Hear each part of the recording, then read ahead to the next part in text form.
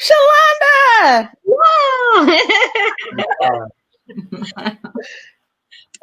Shalonda over here looking like she about to go out and out on the town, yo. I know.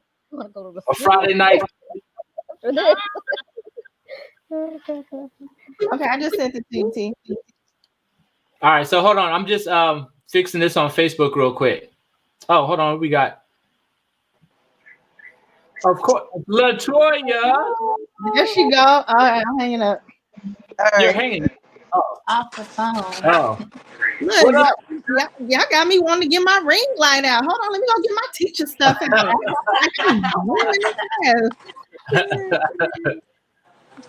What's that? LaToya, can you hear us? Yes. All right, what's up? How you doing? Oh, nothing. You guys kind of caught me in the middle of cooking. What you making? Some chicken, some broccoli, and some rice. Okay, that sounds good. That sounds delicious. Delicious. All right, so hold on, you guys. So I'm getting this on Facebook. If anyone's watching on Facebook right now, what's happening? We about to have a good conversation tonight. I got friends online with us. I got my wife here. Adana is with us. Say what's up, baby. What's up? She here with us. And of course, we got LaToya down here on the bottom right. She cooking what is it? Broccoli, chicken, rice. That delicious African American meal. And we got Shalonda's over here looking like she about to go out, do something. Where are you going, Shalonda? You about to do something tonight? What you doing? Not going anywhere. The kids are in bed. That's good. That is good. How many kids you got? I have 3 adopted and 1 foster right now. Oh wow, that's what's up. Well, How old is the oldest? 7. She'll be 8 in 12 days. 12 days. Wow. 4 kids, 7 and under. 4 kids. That's a 7 lot. and under. That's a lot. What's up, Marissa? I see you, Marissa. Marissa said, hey. Hey, look, y'all talking about children. Shoot, I just got me a 13-year-old. I got me a teenager now. There we go. Wow. You said you just got you a 13-year-old? Like you just picked them up off the street? Like what you mean? I picked her up off the street. Spent a lot of money on her. And we entered the teenage world together. Okay, that's what's up. I see you. How old are you now? 19? Okay. We gotta put you on at least the upper end of the teens. 19. We'll go 19 and a half. Look, we in this together. She move, I move. Here goes my 13-year-old. Oh, what's up, 13-year-old? She said, "Bro, don't do that." She said, "Don't do that." Yeah. She's like, hey, bye. Don't do that, Bess. All right, so hold on. I'm still hold on, figuring this live out. There we go. I don't have the right comment. You don't have what? The comment. I was trying to get the live the post thing. Anyway, all right, you guys. So am I dark? Am I good? Yes. You're dark and you're good. Yes. Hey, all right. Yeah. So where are we at now, you guys? Where's everybody at? Where y'all at? Like statewide. I'm still in Colorado. ATLANTAGA.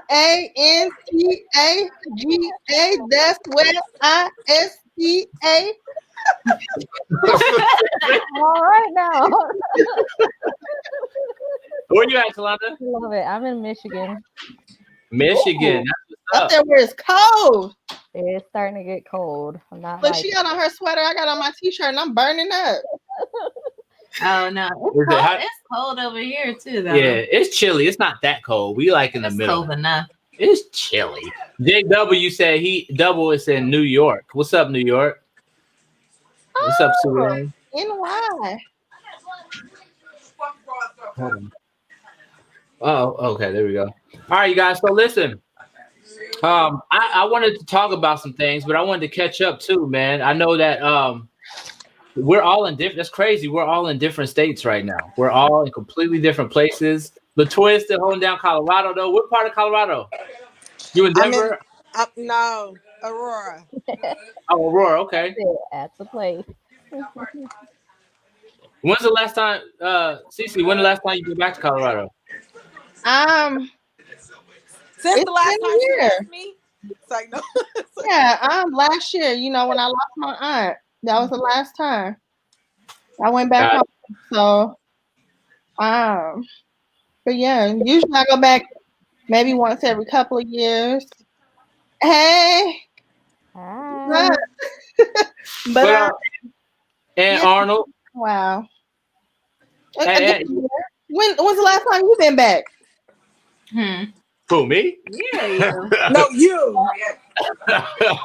Last time I was in Colorado was at Chanel Neely's high school graduation. How long ago was that? 2002. That's possible. Dang, please don't put it all out there. I'm just saying. We graduated I'm at the same 19 years time. old. So, It's been a minute. What's your face looking like? When's the last time you been back? It's been a long time, but I don't know. It's been a long time. I lost count. More than 15 years. More than that. More than me? Have you been back before 2002? No. No? No,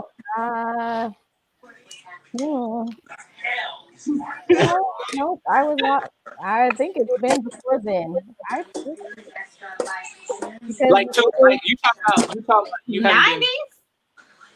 No, because I left when I was almost 16, and I've been back once since then. And I don't know. Does anybody know when Park Hill celebrated like 100 years? too. That was it? I remember that year. I think that was the last time I went, and I don't know what year that was. Well, okay. I need you to remember. So like, what? I'm too old to be remembering stuff like that. I can only remember today. I get to today. All 4 kids and work, all that. They take all my brain cells. What up, Dio? Dio Vonti. He's in. I don't think y'all know him, but he's in Colorado. He went to Overland High School. Overland. Okay. The best high school in Colorado. I said it. CC. G-Dub was always the best. So if you represent G-Dub on there, go on and put it in the comments. G-W was the best high school ever. Was and is. I'm sorry. I don't know about is. I don't know what's the best high. I don't know what's about that either. I went to Mile High.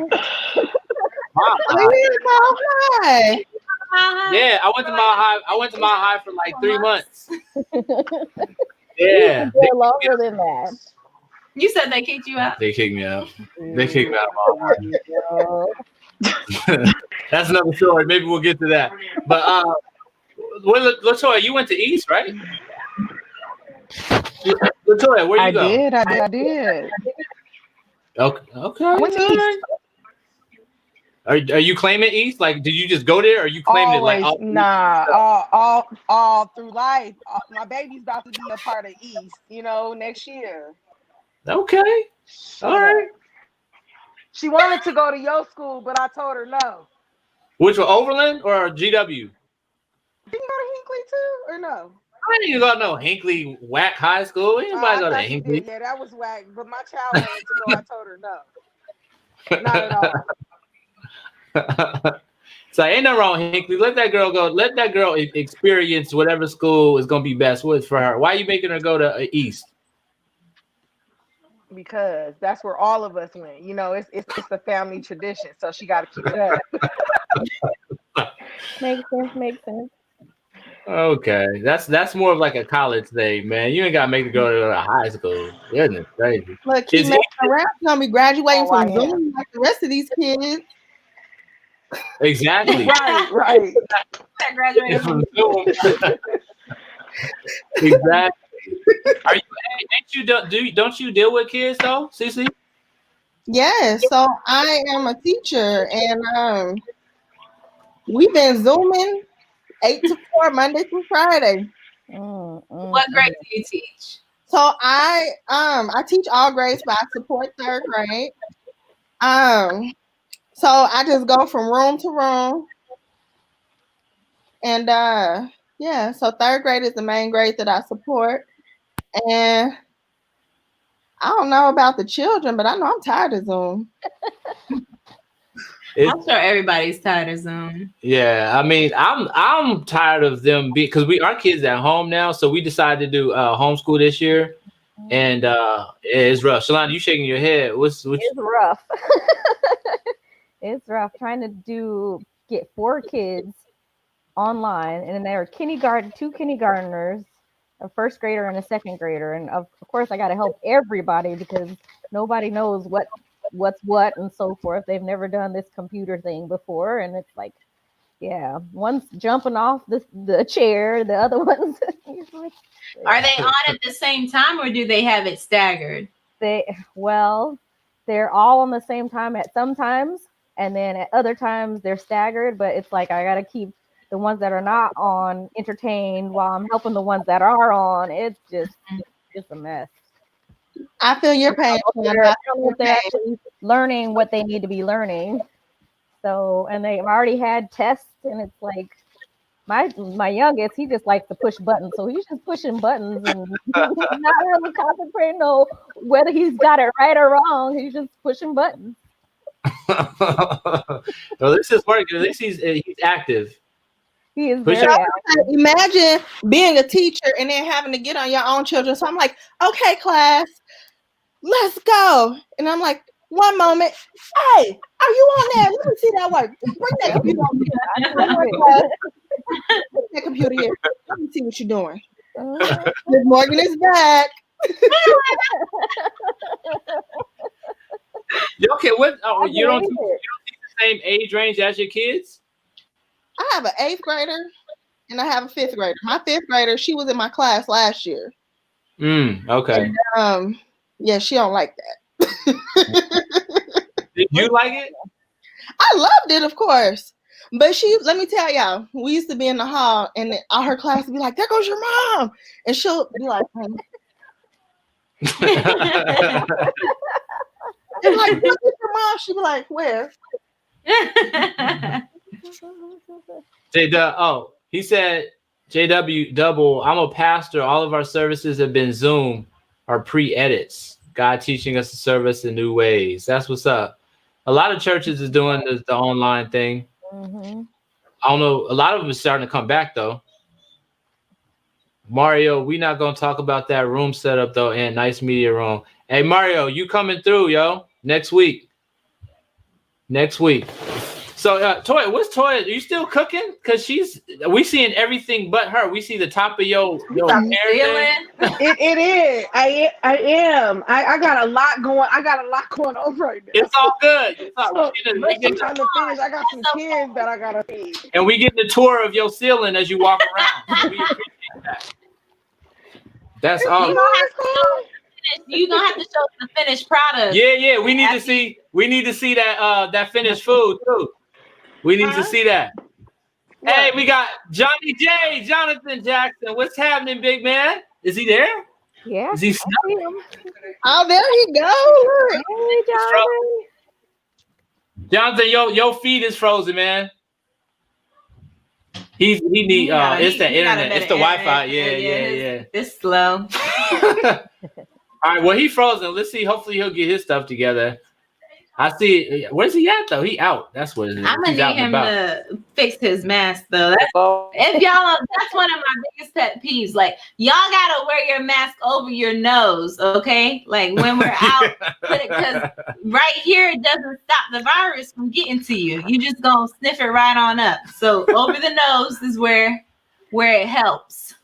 Can you hear us, Jonathan? I don't know, but I can see it. All right, well, we just gonna stare at his profile. Yeah, we got the profile pic. We got your profile, Jay. There we go. All right, well, let's keep it going. So, as Jonathan gets his stuff together. I did want to. I wanted to talk about all kind of random stuff. It's just whatever pops up in the conversation. But one of the pieces, obviously, is kind of just going back to like Park Hill times and Park Hill days, and not just reminiscing a little bit about that Park Hill time, but also like from the spiritual aspect of the conversation, where exactly. Starting it off as far as where were you, like comparing your spiritual life or your ideas of God and religion from the time you were a youth until now, like adulthood, like has your view of God and religion changed between the time you were forced to go to church versus you being an adult now? That's really loaded. It is loaded. Hey, Jonathan, can you hear us? We back to the picture. John, what is going on, Jay? We need you to get a different Wi-Fi area. It's like he's snapping pictures. It's like a different shot. And what is? All right, Jay. We hoping you get your the Wi-Fi thing together. But as he's working that out, Shalonda, Cece, what is your thought? Like, what was that? I can see y'all. Just Oh, he's talking. He just can't. I heard you, Jonathan. I heard I could see y'all. I can do is see their faces. I can't hear them. It's so funny. Man, I'm hearing little pieces that you talk, man. You keep cutting out on us. All right, Jay, we need you to go to a Starbucks and sign on to their free Wi-Fi. They got good quality Wi-Fi there. Can you hear me? No, he's still in slow motion. This is entertaining just to watch what's happening with Jonathan's feed. Like, I don't know where you're at. All right. Anyway, Cece, Shalonda, what's up? How has your view of God changed from the time you were a youth until adulthood now? Do you still see it the same, or has things changed in your life? Look, you want to go first, or look? Because I don't think my and be real too. Be real. We ain't correct. So the correct answer is who God is to you. So, exactly. When we talk about religion, I've definitely stepped away from being religious. I'm very spiritual. I do, thank my aunt and my uncle for raising me in the Adventist church because I got my foundation there. But as I got older and I started digging deeper into the rabbit hole, I realized that we do what is traditionally right. We don't do what's spiritually right. And growing up in Park Hill, we get caught up in the way things are supposed to be in somebody else's eyes and not in the eyes of the Most High. So for me, my beliefs, I'll say my basic foundation of beliefs are the same. And, I got that from Park Hill, but I'm definitely more a spiritual person and I'm not religious. So what does that look like? What does that look like? What is the difference between spiritual and religious? More spiritual than religious look like? So for me, like, I'll just have to be blatantly honest. Like, I would walk into a church and feel completely uncomfortable. I feel more comfortable being around other like-minded people, gathering together. Granted, churches are that in a sense, but without the rules and regulations. Growing up in Park Hill, I know that things have changed in the Adventist church, period. But when we were growing up, you were shunned for having your ears pierced, or your skirts needed to be a certain length, or you couldn't usher. And I just remember so many little things like that just outweighing the actual message that we needed to get versus all these rules and regulations within the church. Yeah. So now, if anything, I feel like now my children understand what the Sabbath is. They understand like the true Sabbath, So those basic foundations as far as, understanding that when the sun goes down, that's our day. He started at night and we went from night to day. Understanding, I'll say really honing in on those first 5 books of the Bible, because when you get into the newer testaments, I have my own opinion about what goes on from there, but I know those first 5 books those are foundations. So I teach my children foundations and just expose them to different things so that they can get their own mindset. So I just don't like to get caught up in the religious aspect of it, because like I said, there's rules, regulations, can't have this, gotta do this, has to be this way, gotta be that. I'm not into all that. Mm-hmm. Okay. All right. Shalonda, where you at? I'm gonna keep mine brief. Okay. No, not because of you, because there's so much I can't like, yeah. So I'm gonna keep mine just brief. And so I feel like God is the same God he was then that he is now. I just have a better understanding because I'm more mature and I'm an adult and I've been through life circumstances to understand more. Like, I don't obviously totally understand God, but to understand more of him. And so that I think I'm going to just go on that last part that CC talked about. I think God is a God of order in so much, but I think sometimes churches take it beyond. They put people in a box what they want them to be instead of what actually God is saying. I think church is like that. It's been like that. It will continue to be like that. You just have to make a personal decision on how you want to handle it. So I still go to church on Sabbath. I still raise my children to know God and know about the Sabbath.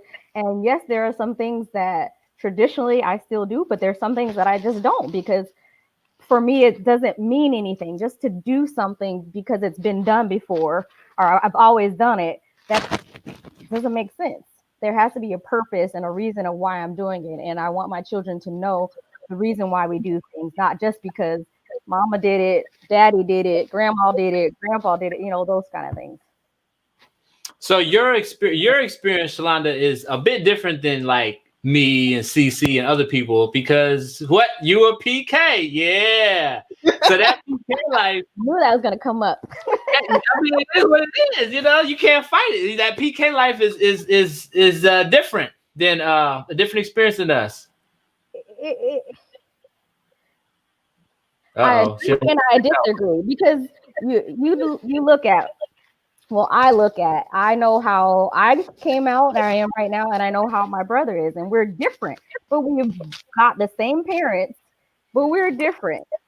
So yes and no, it's an individual decision on how you end up living your life. It is, but so for example,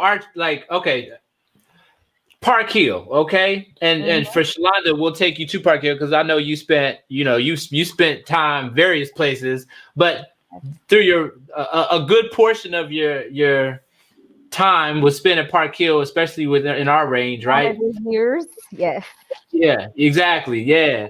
So, with both of you guys, how do you feel like your experience growing up in the church, specifically even at Park Hill, how was that experience?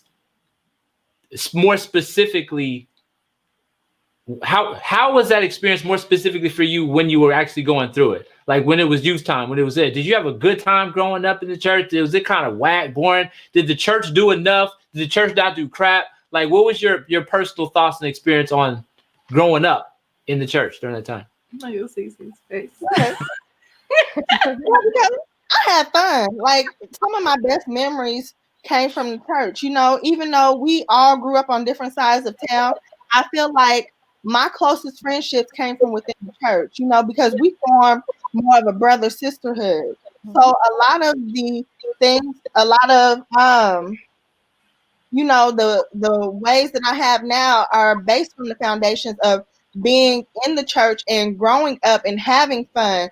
Because when I got to college, you know, I took some of those same things that we did together with me, and it set me apart from my peers. They were like, "Oh, she's different." Like, and I'm looking at them like, "You do that, really?"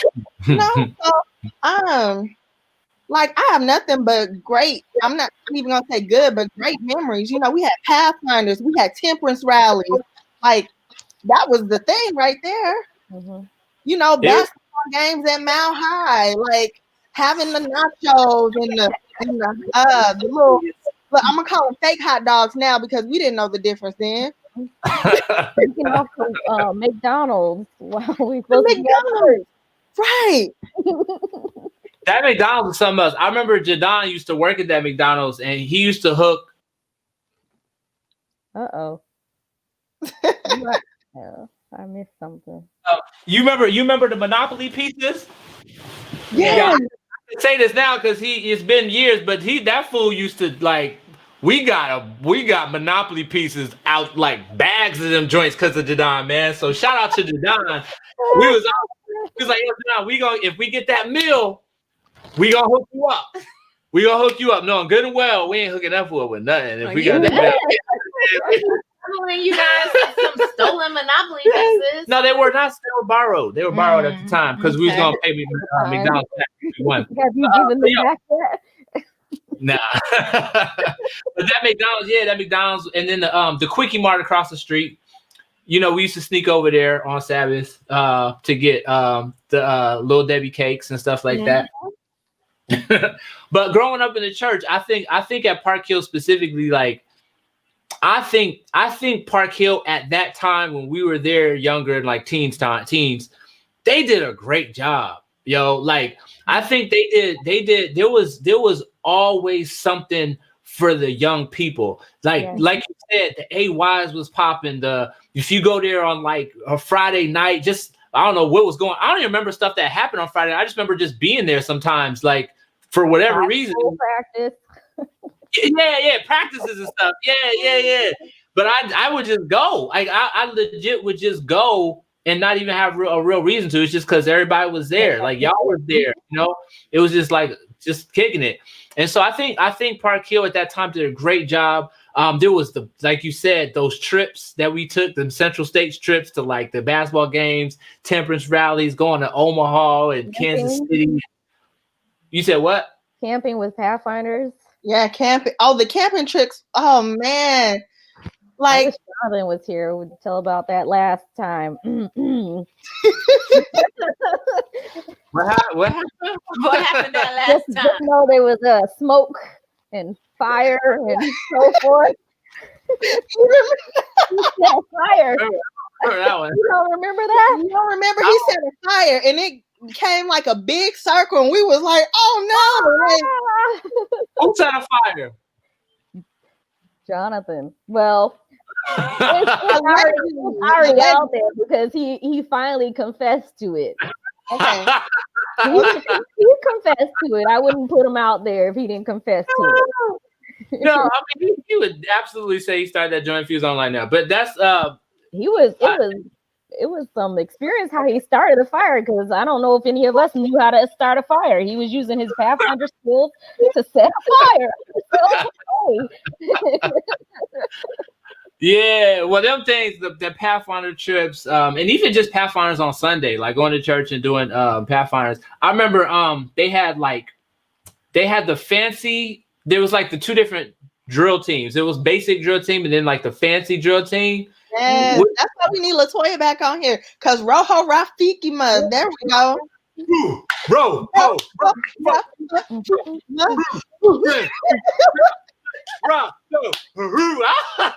still remember some of those drills now. Remember, let me hear your heart beat. That's exactly what I was thinking about. Yeah, I remember that mess. Our Jack City. Huh? New Jack City. Oh New yeah. Jack City. Yeah. But the thing is, I suck. I got kicked out of the fancy because I was horrible. Like I was good at forever to get there. basic. I could do left face and right face and freaking to the rear march and crap. So what do you have to do in the fancy? Fancy was all that stuff she was just saying, like New Jack City, and then it was just a bunch of different drills. Yeah. Yeah. Oh, we was really skilled at them. So was it like step? Like you over here clapping your hands? It was like stepping. It was pretty much, Okay. Yeah, they did it right. Like who was in charge of that? Ricky. And Michelle, yep. Yeah, I remember Ricky did that. Yeah, it was nice. I don't remember who was nice like from us. Like who could really I don't want to boast my own. I want to but you know.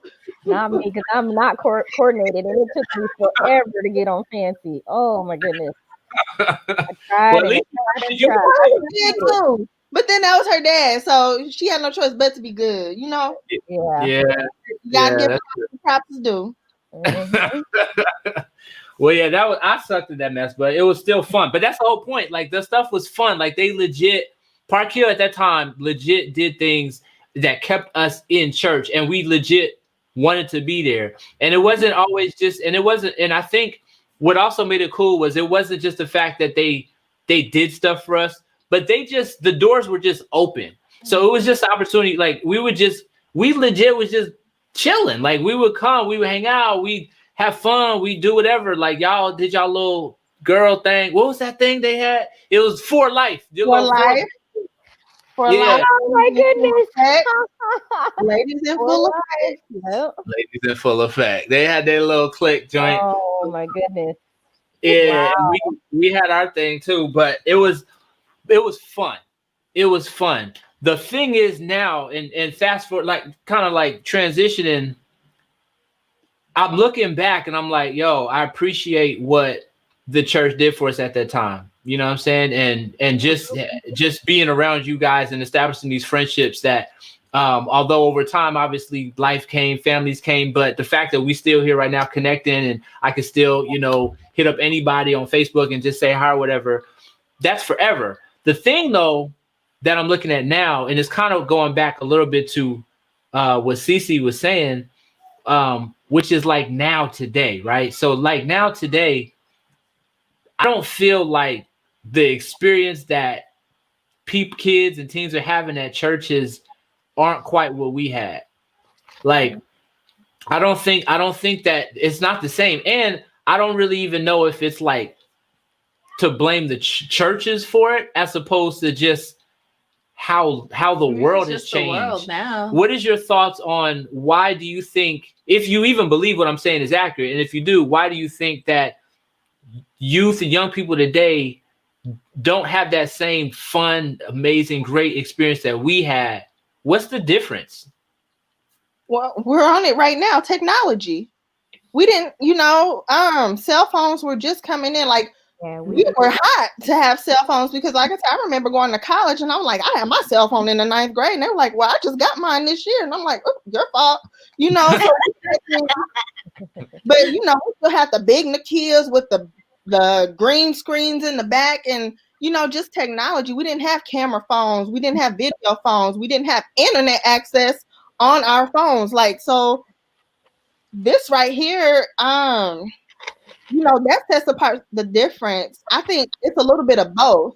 I think that, honestly, I don't feel that we have enough people our age, our generation, kind of stepping up in those leadership roles like Brother Jackson and Rick and, talk about my cousins, the Harrises, the Parises. Like, we don't have enough people stepping up into those roles. But then because I'm an educator, I know that things have changed. The mindset of children has changed.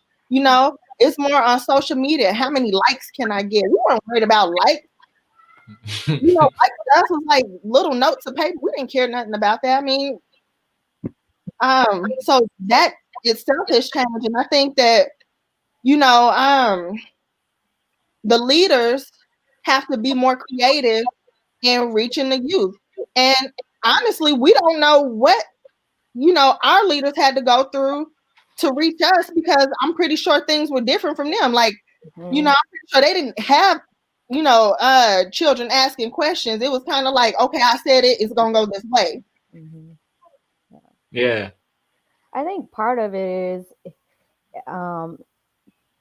no experience is like this experience you had. I think the generation before us is always saying, oh, it's not like it used to be. We had fun. So I think that's just part of the context of things. And I do think in some areas of the world, people are doing what they need to be doing to make positive influences on youth.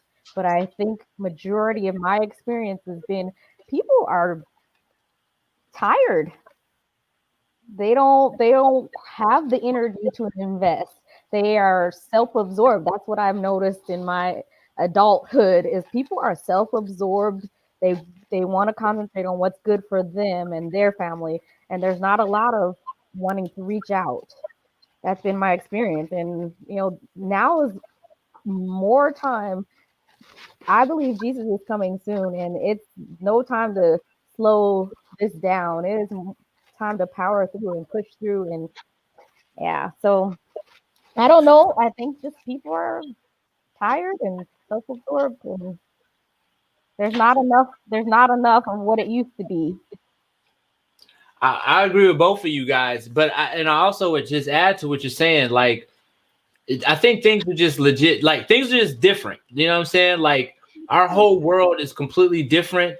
And you talk about, I forgot who mentioned it. Whose head is that? Whose head is that? We gotta see. Look, that's my oldest. She peeking in. She don't want her fro to show.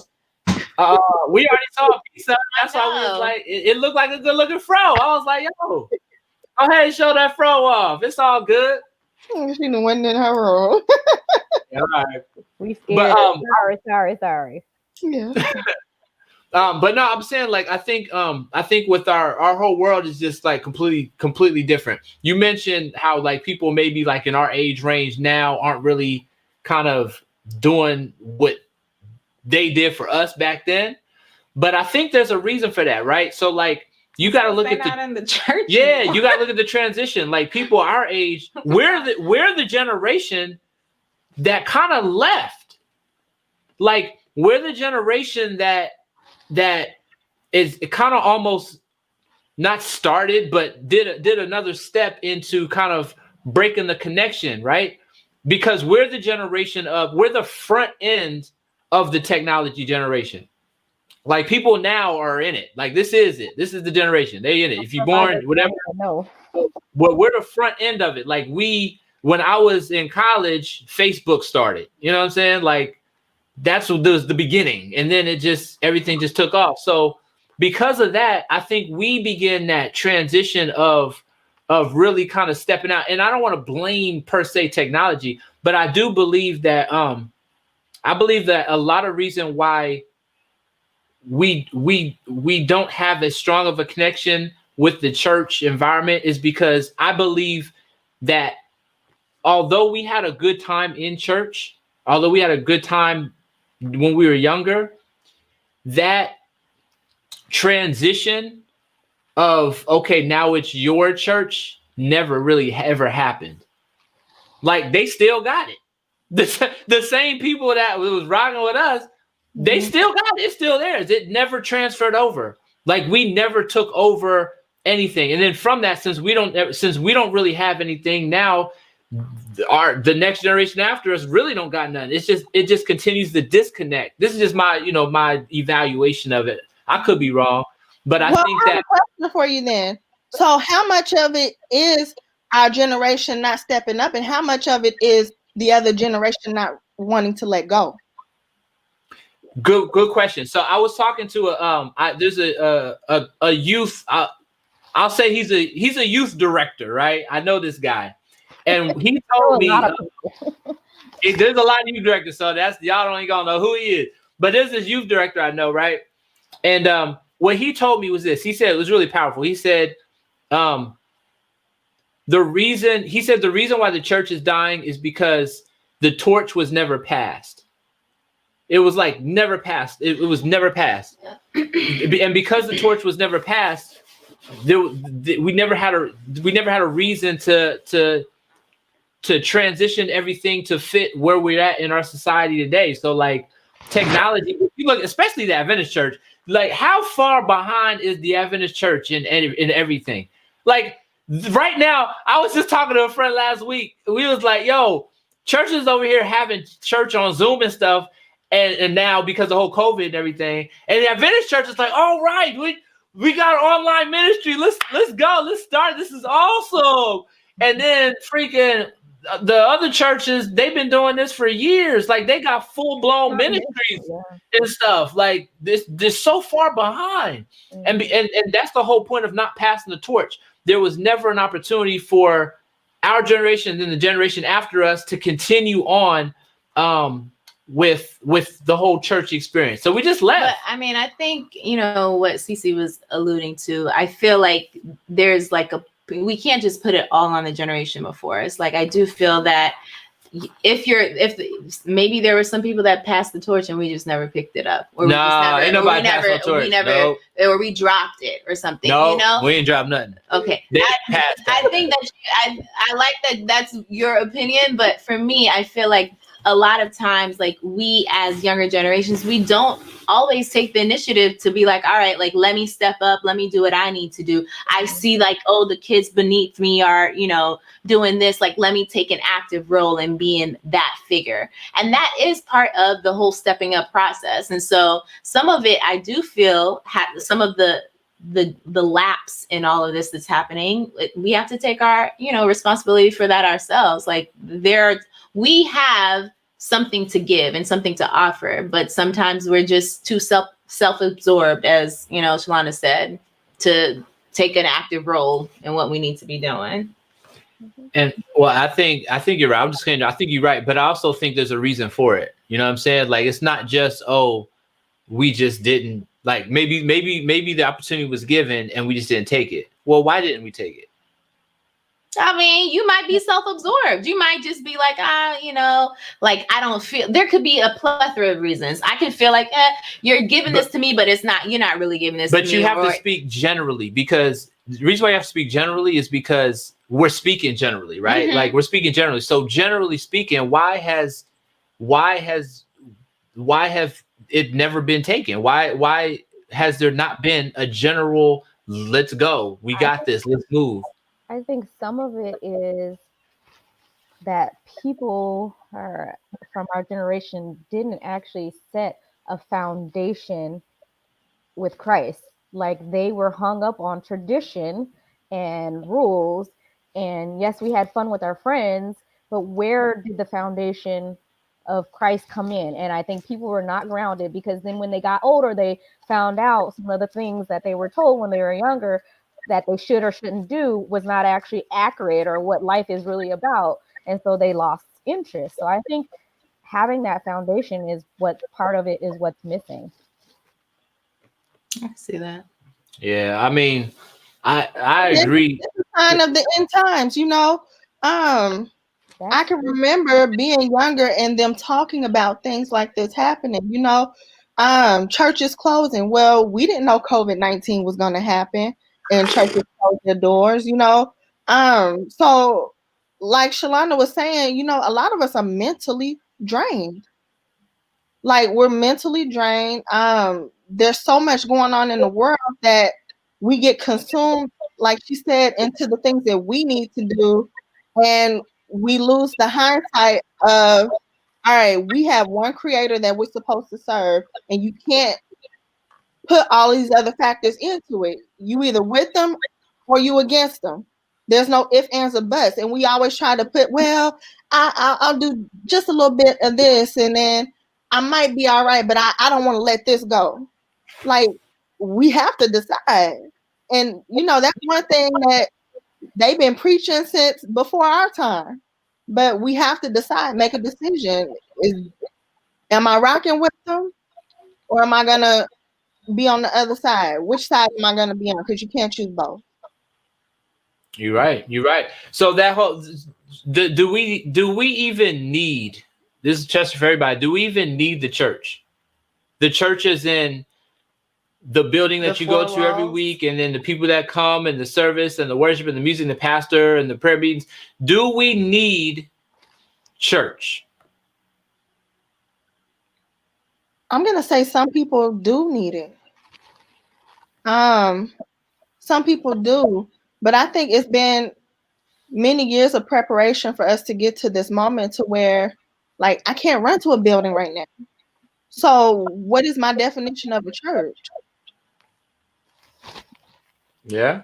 I mean, I don't think we specifically need the four walls, but I think we definitely need church as in that foundation, that group, that core group of people that you can come and you can talk to about like God and Christ. You know, like I feel like if we look back at Bible days and you're thinking of Christ, like he had church with his disciples in the fields, in a house, in a room, like it didn't matter, but he had church. So yeah, we don't necessarily need the four walls that we go to every Sabbath, but I still think that we need that communion and that community of people in terms of church life.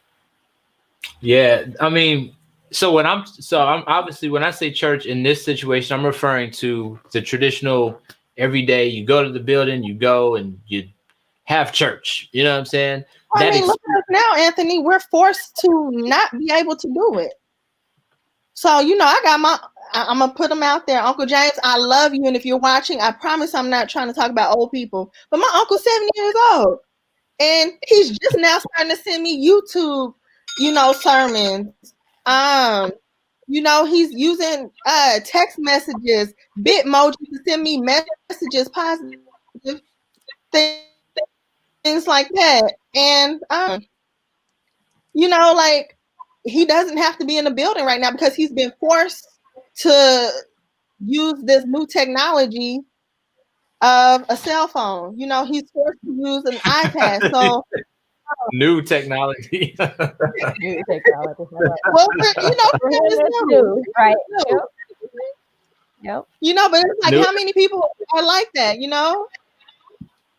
Yeah, I mean, you're right. A pandemic for them to be like, Jay Mick, Big Mick. Good. Hello. Joining the party. Hello. What's good? Yo, hello. Can you hear me? Yeah, we good, bro. How you doing? Life is good. I can't complain. How y'all living? We good, man. We good. We talking about life and faith and church, religion, and all kind of things right now, man. We glad to see you. And old people learning about cell phones. Yeah, we love old people. Oh, that is a thing we do. Where are you at right now? What state are you in? I'm in Washington right now. Oh, okay. Damn, we all over, yo. Mm-hmm. All over, man. Everybody in completely different places. How's the weather in Washington? It is cold and rainy. So during December, it gets dark at like 6 o'clock, 5 o'clock, 4 o'clock in the fall. And yeah, it's like that all the time. Summertime, it's gorgeous, absolutely gorgeous. But wintertime, it is, cold and rainy and wet. And I love that too. So it's great. Oh man, I can't mess with like all the time drowsy and cloudy and all that crap. It's the best sleeping weather. Who wants It to really sleep is. all the time though? Nobody wants to sleep all the time. Like, dang. You're sleeping at 4 and 5 and 6. Nah, forget that mess. Yo, Jay. So, hey, how is we wanted to know? We want to dive you into the convo real quick, man, and we're gonna take it back just a minute just to get your opinion on it. But what was your Park Hill youth experience like for you? Did you have a good your time, like, you know, teen times or whatever out in Park Hill? Was it good, bad, okay? What was your experience like? I would say it's good. I really enjoyed it. I really enjoyed. Sorry, hold on. Let me mute some things on my phone real fast.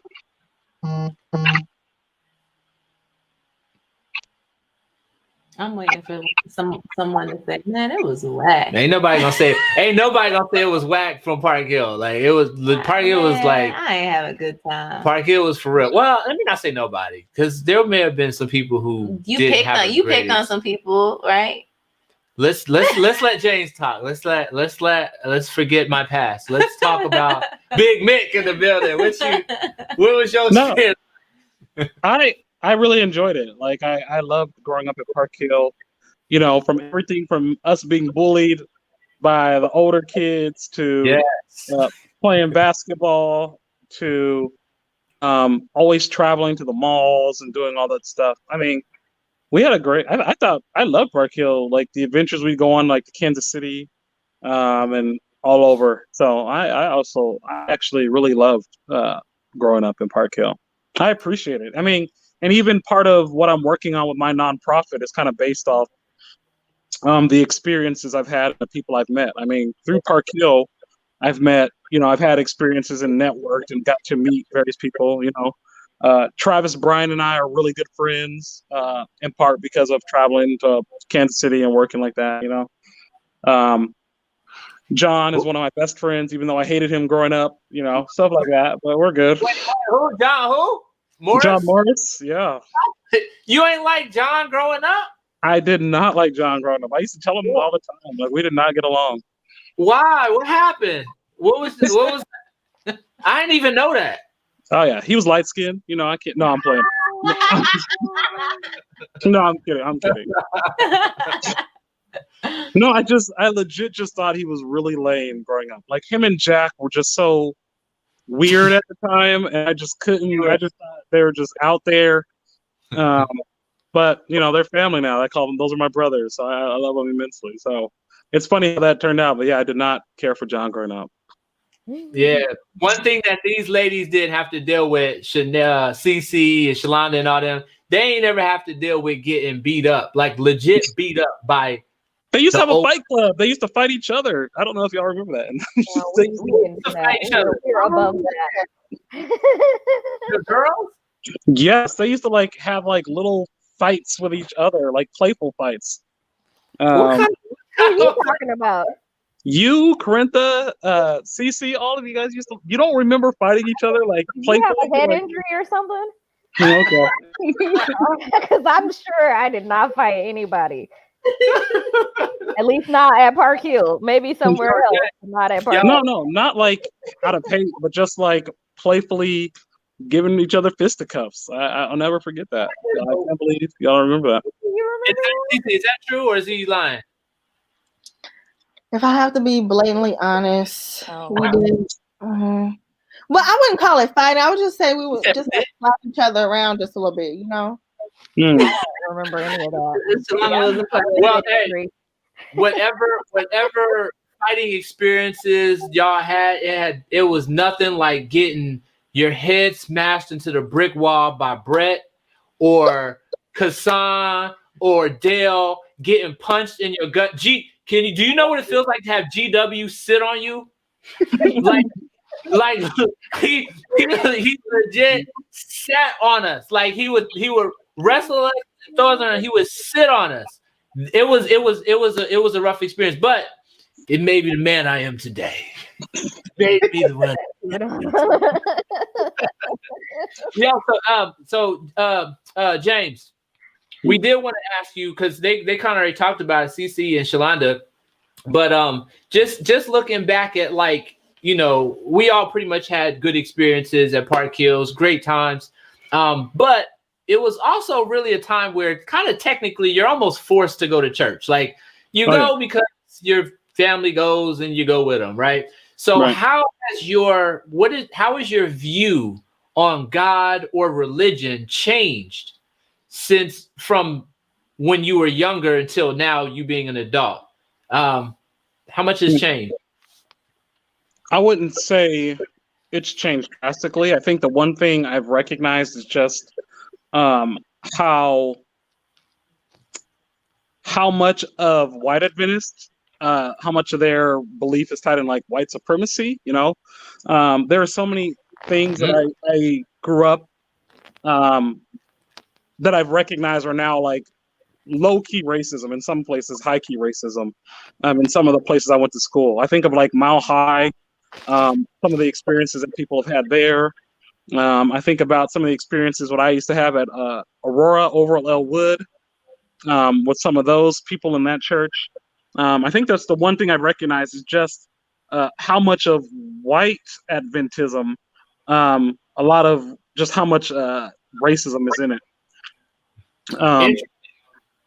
And and it's hard for me. Like I see like how just how they think, you know, like even now, what their support of Donald Trump is it would blow me away, except that I'm like, oh yeah, that makes sense that they would support someone like that. And they probably, a lot of the people we interacted with in some of those churches, probably do not like us. I probably do not care for us. I probably do not care for minorities. I mean, you see how segregated even our churches are now. Yeah, I think that's the one thing that I've just become more aware of is just how full of BS some of the more conservative people were. And yeah, and I think one of the things, just that. And I wonder about the hypocritical nature of some of the adults in our church. Yeah. So first of all, I want to touch on that, but Cece also talked a little bit about.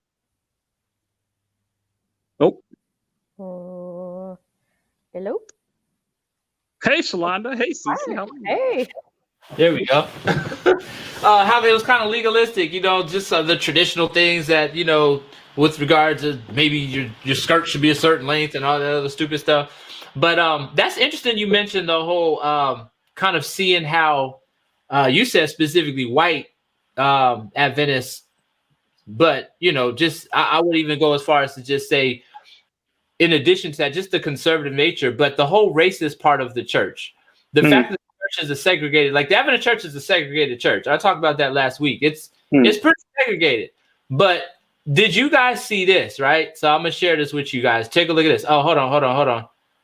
We got another friend on here. Block. Who we got?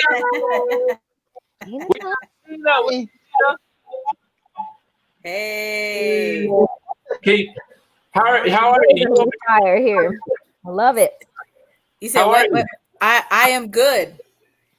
Are you? I heard earlier you was telling me that you were speaking or doing something before you got on. How did that go? Whew, yes, man. It's been a marathon evening. So I had my own Friday Night Live for my church, and then I had to preach for, actually, ironically, for the community SDA church in Denver. Yeah, so I just wrapped up with them. I went down memory lane. Let them know that in my teenage years that I was a resident in Denver, Colorado, a member of Park Hill, and that every now and again we frequented community and shout out some names and preach the word. And then so here I be. I took a chance hoping that y'all were still on, and yeah. Of course we are. Midnight oil. What is that? I said we're gonna burn the midnight oil, but I don't know about that. That's so funny. We about to talk. We've been talking. We've been just catching up, man. James was just telling us about, and I have to ask everybody that comes on. I have to ask the same question. What was whose child is that? Don't judge me. Don't judge me. I don't need no judgment up in this piece. I knew that was a secret child. I heard. Here's a question for you. Growing up during your Park Hill time, right? Mm-hmm. What, in your opinion, what was your experience like growing up in Park Hill? Okay. So I moved to Denver when I was 13, and I stayed there until I was 19. Park Hill was actually a very good experience for me. Though I'm kind of like slow walking my way through this answer. We want to know we've been live here, so yes, I see that we are live. It was a great experience. There was a good group of us. Myself, Anthony, Greg, Neely, Jonathan Jackson, Lionel, Jennifer Ryans, even though she was a little bit older than we are. And then who else was there? There's just a good group of us. What? Why am I kidding? Y'all all over here. We could get We your were house. just doing this earlier, weren't we? First of all, I need y'all to not be judging me on tonight. No judgment here. No judgment. So real talk. No, it was a good experience. There was a good group of young people. We did. Park Hill was one of few churches that was very active in a lot of things. So that was one of the things that I appreciated. And man, we had the best temperance rallies. I don't think I've ever gone to a church that had temperance better than what we had back in that time. I mean, Anthony and was it Anthony and Greg and them? I mean, y'all were always, and Jonathan, y'all always killed it during temperance time. So temperance was always the bomb. I was a part of the choir. The choir was great. The choir back in the day was awesome. We just had a good time. So my time at Park Hill was really good. Now, I mean, I was a little bit of an outsider because all y'all kind of grew up together a little bit. And then I dropped in, you know, kind of midway, but y'all brought me in, welcomed me in, and it was good stuff. I remember, you mentioned temperance. Temperance was the bomb. Like temperance, and matter of fact, when I came out here to the East Coast, they didn't even know what temperance was. I was like, "What's temperance?" When you were telling me about it, I was like, "What's that? What's temperance? Bible bowl?" It's more than that's a slap in the face. It was so much more than Bible bowl. And then I remember Cece. I don't know if Cece you remember this one, but y'all did one. It was a jingle, a group jingle, and in the group jingle, this one part I'll remember forever. It said, "I fell down on my knees and said, Lord, please, melodies from heaven rain down on me." And then you sing. That was the bomb. That was the bomb. And then some other crazy people. Marlo Jackson. Oh yes. In her orations, she has a long oration. Yeah. My sister Sheena did some good orations, and then just the group jingles, me, Jonathan, Gray. Anyway, everybody did great, man. Temperance was the bomb. Temperance was fantastic. Yes, that was an event at Park Hill. That temperance was an event, and it was competitive. And man, when folks did temperance at other places, and we felt like y'all got shorted, man, it was not a pretty sight. Yes. It was not a pretty sight. We were hardcore about Park Hill. Yeah, we were. I think we got shorted a few times. We were like mad at everything. Like, they're just mad at Park Hill. Yep. Yes, we would take all the trophies. All of them. Yes. Just a little brag. You know, Park Hill pride. She don't know. She learned in the day, though. James, can we see your face? Thank you, Diamond, for answering my question since nobody would answer it. What happened? Nothing. Don't worry about it. We can move on. Well, that one. All right. So listen, I want to ask you guys about this, and I'm glad we have a good, diverse group here. We got Pastor and Tina. We got a Thug and James. We got a teacher and Cece, and we have the girl who's about to go out and out of town, looking nice. I want to show you guys something, but before I show you something, let's add one more to the party here, man. Who we got up in this piece? Jadon. JC in the house. I'm trying to figure out who that is. I'm trying to underneath the hat and everything. What's up? Yo, take that gear off. Like I can't. Oh no, leave it on. It's sorry. perfect. What am I supposed to? This is perfect. You got no Laker gear? This is just what I was wearing. Why would I be wearing Laker gear? I live in Denver. Well, yeah, you can't wear Denver now. You got to take that off for the Nuggets. Yeah, it's a rough time for Nuggets. But the Chiefs, okay, go Chiefs. I ain't mad at the Chiefs. Of course not. How does this work? Should be. Okay. I don't know. But it's not. But we do got to give love to the Broncos because they are still. Never. Anyway.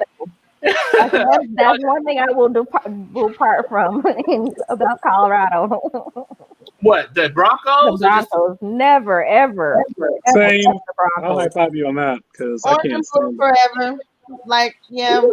Thank you, CC. Somebody's freaking know what's up. Like, what's wrong with these people? Happy time with everybody. What up? I'm talking about the team. Just team love. Just Denver love. Jadon, first of all, welcome, man. We appreciate seeing you, man. It's good seeing you. Yeah, you said 8:30, and I didn't realize it was Eastern time, even though you did say Eastern time. Don't even trip. Where are you? What state are you in right now? I'm in Denver. Okay, Colorado. cool. Cool. So we're trying to figure out everybody on the screen is in a different location. Everybody. We got CC in where?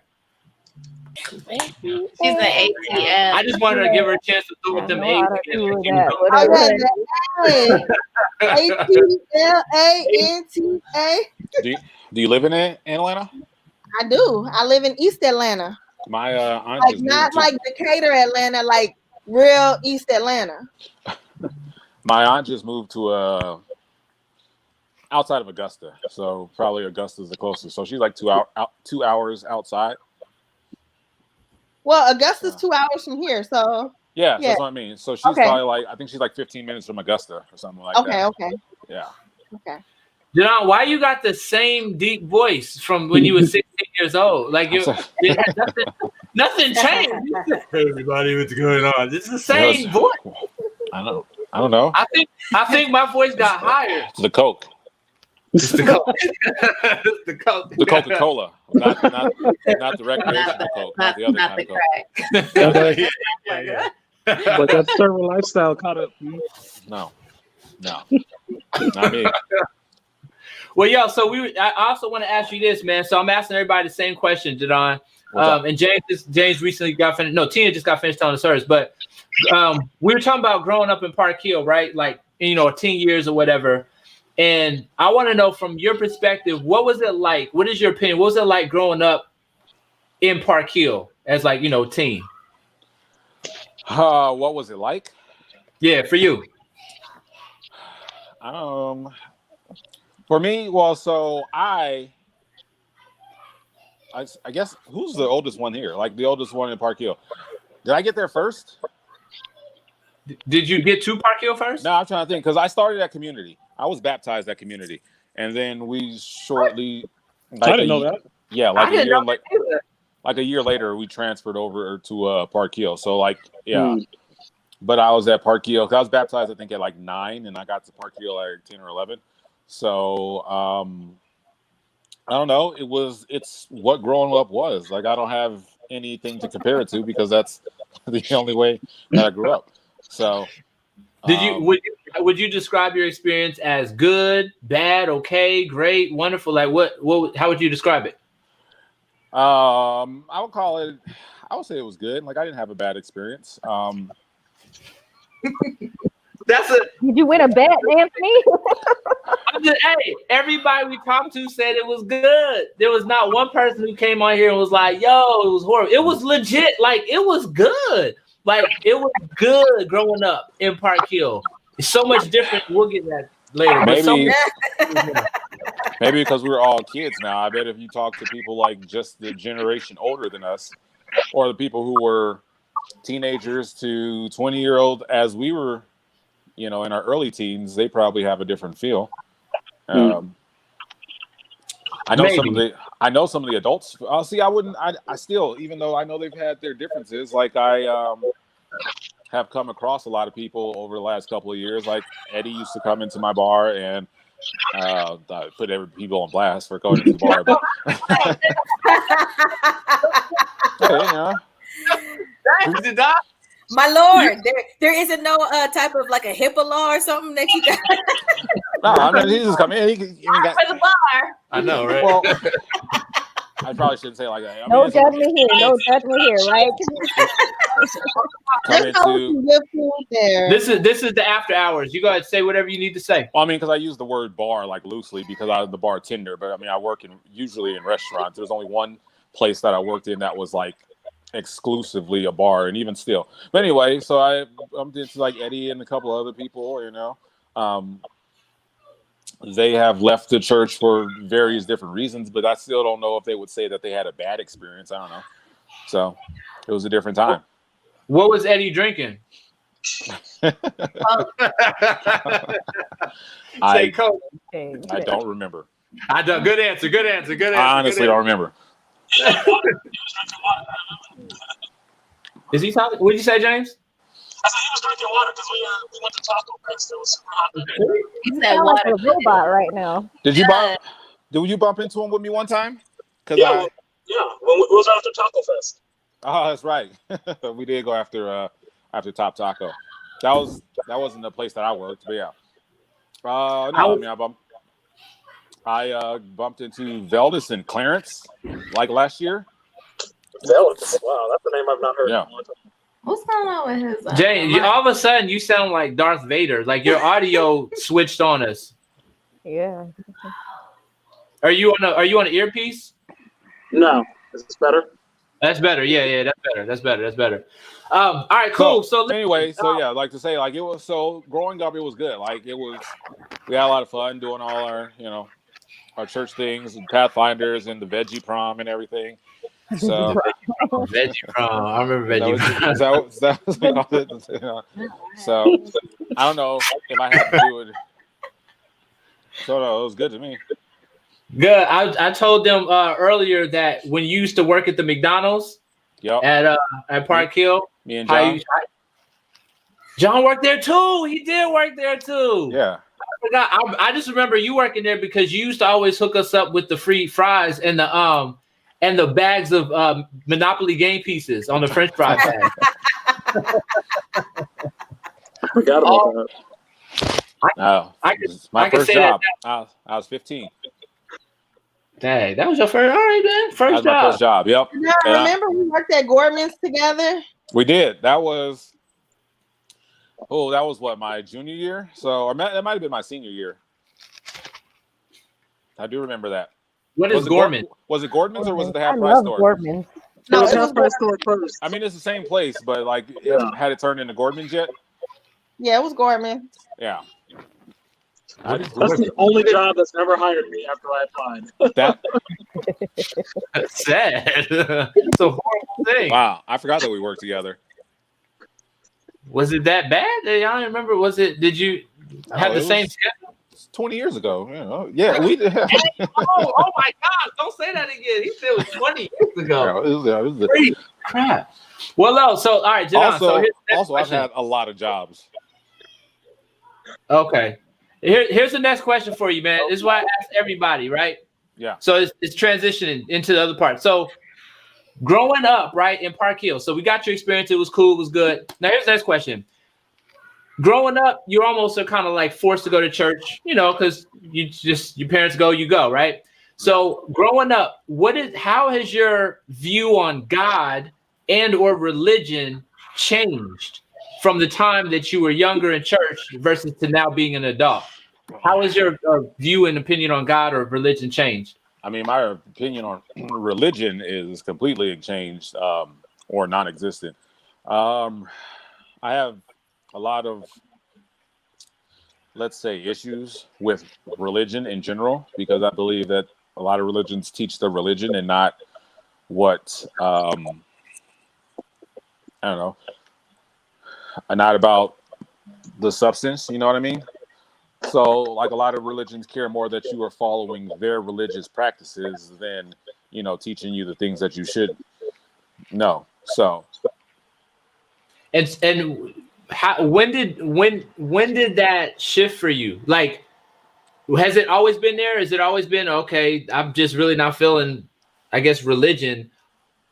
Versus at some point in your life, it kind of shifted, like your eyes were open to something different or something like that. I don't know if I have like a specific moment. It's probably something that's been gradual over the years, just as you learn more, And has your view on God as God being a God or being God himself, has that changed or shifted at all, or do you it's still the same? You still believe in God and just not religion? It's a tough question. I guess if it's not a yes, then it's a maybe. I don't know. Okay. I do still believe in God. I just have a lot of questions, a lot of soul searching, a lot of things that to find out or to ask. You know what I mean? Got you. So that's what this man. Look, I don't believe so. I believe that there was a lot of things through, whether it's Adventism or Christianity or just any other religion, that they just instill in you and that you believe blindly, and there weren't enough questions being asked. And now, we're just at an age that more questions should be asked. Got you. And you're exactly right. If people aren't asking questions, then they're just believing things blindly. And being led blindly will lead you to doom. So you got to know. You have to know what you believe, know what you know. I want to show you guys this. James actually brought this up. James was talking about kind of the racism in church and how it exists in today's world, more specifically in the Adventist church. So I want to show you guys this real quick. Look at the screen, and I'm going to show you guys this. And I want you to tell me your thoughts. If you've already seen it before, cool. If not, you're about to see it now. 1 second, I'm sharing it right now. So what I'm showing you, this is a post on Facebook from the Adventist Church. Is everybody else on their computer? No, I'm on my phone. Can y'all see this? Yes. All right. Yeah. So the church. This is a post by the church. It's the North American Division of Seventh Adventist Church, right? So they posted this thing. It says, "Signs of the time, or times of the sign." An Adventist church in Wisconsin uses their road sign to deliver a message, right? And so the message basically says Black Lives Matter on this Adventist church. All right, cool. So they promoting the fact that Black Lives Matter. They're trying to, let the community know we support Black lives. All right. So this is the point that I want to bring up, what James was talking about. So if you scroll down and look at the comments are insane. It's 4.7 thousand comments on this one post that says Black Lives Matter, right? And a lot of these posts or these comments, I'll read one of them, are people who hate the fact that they're supporting Black lives. What? This one. What? Which one? This one? No. What? Hide that one that you just Which did. one? You gotta go This? down. Ooh. Yeah. Hold on, I'm looking at that. Someone wrote a book. That's I ain't what reading I'm that joint. right Hold there, up. Brian. Brian? All right, this one says, Brian Dale says, another church caught up in Satan's deceptions. Do the millions of Black boys and girls butchered at Planned Parenthood or slaughtered on the streets of Chicago by other Blacks matter? Not too violent, anti-American Black Lives Matter criminals. These are like Adventist people who are hating the fact that there's a church that is supporting the fact that Black Lives Matter. Who is this Brian? Going off, man. Freaking crap. What is Brian's He life? got 1,000 of the 4,000. Here's another one of the things that we often see by the white community. All lives matter. Posted right here by Laverne. Clearly not caring the crap about that. So if you scroll these comments, you guys, a lot of these things are saying basically things. All lives matter, from conception to natural death. Why is he talking about abortion? Why do you keep going to abortion? I don't freaking know what's wrong with this dude. But anyway, the point is, you guys, is that this is Adventist. Thing. Look, why is it that we're seeing racism? Like, why does it even exist in the church? First of all, but second, why would people have a problem with the church supporting Black lives? What are your thoughts on that whole idea? It's racism in the church is weird to me because it's not something that we really ever experienced because we all grew up in a Black church. So, we're amongst our own, but but we experience it at our Adventist schools all the time. I didn't pay much attention to it. I got out. out. Yeah. I remember a teacher calling us Negroes, like, you Negroes sit down and stuff like that. Everyone calling their parents. She was Black. No, it wasn't. It was the white dude who threatened to break your legs. What? What in the world? What school was this? This was at Aurora. He was like, you Negroes sit down. And then everyone got mad. He's like, what? I could use the other N-word. And like, Carlito ran to call with this? He came up there and it was a whole thing. I think you already graduated or continuated by that point. Oh. Was this our 8th grade year? Yeah, it might have been. It might have been. Well, I'm sorry you had that racist middle school experience, but thinking about the actual idea, you guys, what are your thoughts? I mean, this is our church, literally, like, and I say our church, you say, because it's not everyone's church here now, but the Adventist church, you see clearly that there's race. If you don't want to call them racist people, you can at the very least say people with racist thoughts that are actually in our church. No, I call them racist. Same thing. So that's where the religious part for me has kind of gone out the window, because Anybody who knows me knows that I am very proud and prideful in who I am and where I come from and in my ancestors. And the problem that I have, so I didn't say it earlier, but like I said, I'm a spiritual person. I believe in the Most High, I believe in our Creator, but I am not a fan of Christianity because I go deeper into our roots of, okay, Christianity was brought to us in the form of slavery. That was a tool to get some of the message out, but to still keep us, to keep us enslaved. And that's why I step more into a spiritual side versus a religious side, because you see this type of stuff all the time. And there's nothing new under the sun. This is not something new. So we're not shocked at all. The only difference is we see it a lot faster, or it's being televised, and it's being pushed, but it's nothing new. Sorry. I'm over here playing with my camera. It's messing up. No, see, that's what I understand you on that one. That's why I was saying, like, the whole religion part of it has kind of faded for me, because everybody, like, not everybody, but people are just following things just because, and that's with a lot of religions. It's not just Christianity, a lot of, like, Muslims, especially like the Nation of Islam, like, they will just be like anti, like, white people for no other reason than it's just taught to them. And I mean, one could argue that a distrust of white people is based in historical the history of white people. So I understand if people are like, oh yeah, I dislike them, because there's been a long history of trauma that's been caused by our European brothers and sisters. True. Well, I mean, it's unfortunate, you guys. I feel like the church itself, and when I say the church, I'm just talking about church. Let's just put it broadly as church. First of all, we got to say what's up to Will Dickerson. What's up, Will? I know he's watching right now. Where you at? No, he's just watching. You just got to say what's up. He ain't on. He just said, he just wrote. He wrote hello. He ain't on right here. There you go. What up, Will? But when it comes to just the church in general, man. Can I see the chat? Can you see it? Oh yeah, I can see it. I pulled it up now. Go ahead. There you go. So yeah, the church itself, you guys, when it comes to just the idea of where you're at in your relationship with the church or with God or spirituality, whatever, I'm tying it back into, does any of that have anything to do with your experience growing up in the church?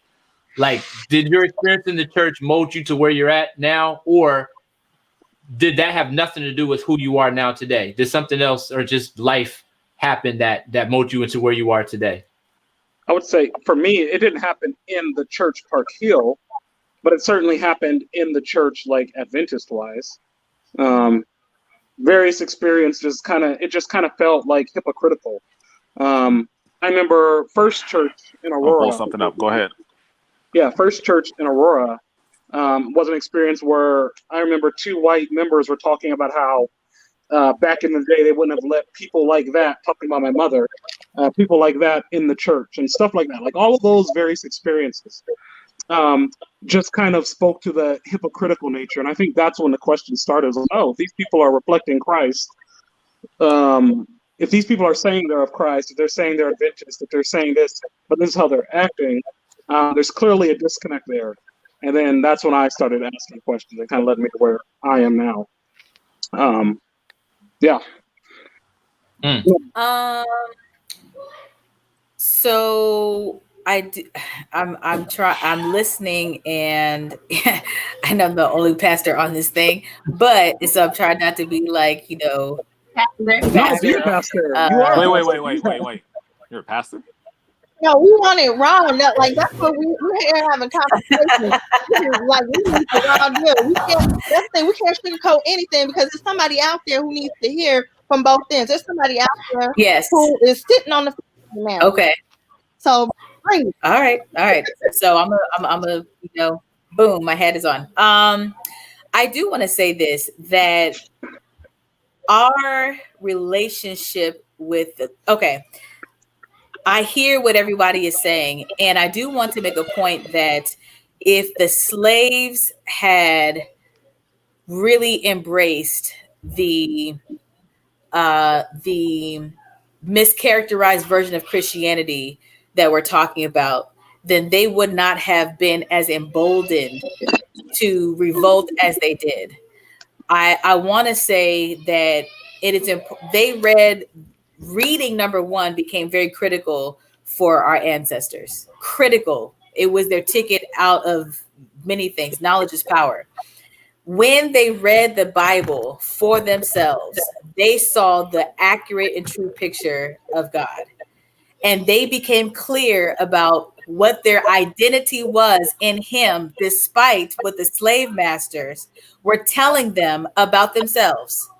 It was through reading the word on their own that they gained the confidence to be able to resist a devilish, evil system not created by God to bust out of slavery. And I believe that same thing applies for us now. I think we run into dangerous territory if our only understanding of God and the love of Jesus is based upon somebody else's teachings to us. We have to be in the word for ourselves, period. Because other people, we don't know their motivations. We don't know, what their goals are. But if we read it for ourselves, and we don't got to know everything, but where did Anthony go? I'm over here. Oh, where he went. Keep talking. We got you. The brother just dipped.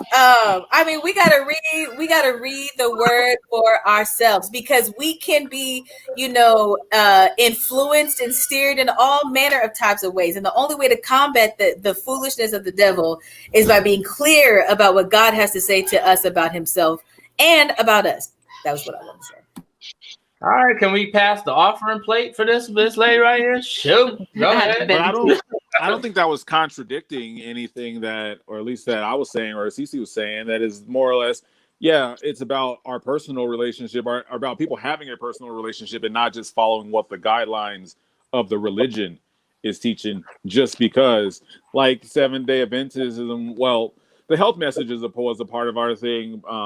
But a lot of people are just becoming vegetarians and everything just because that's what everyone else is doing, and not because, they did the adequate research or anything like that. Or so anything with any particular religion, are you doing it because that's what the religion says so? Or I have a homegirl who's Mormon, and she swears by everything Mormon. She ain't even having a conversation about anything else. And she's closed-minded, and that's fine. A lot of people are closed-minded about their religion, but I think that's when, I shouldn't say that's fine, but that's when it becomes problematic to me. You know what I mean? So you're not a big, obviously religion, and not just for you, for a whole lot of people, religion is not religion. All right, let's define religion first of all. Here's my thing, right? So, because I hear the whole I'm not religious, I'm more spiritual, a lot of the time. A lot of people say, I'm not really religious anymore, I'm more spiritual. But I want to really understand what does that spirituality look like for you?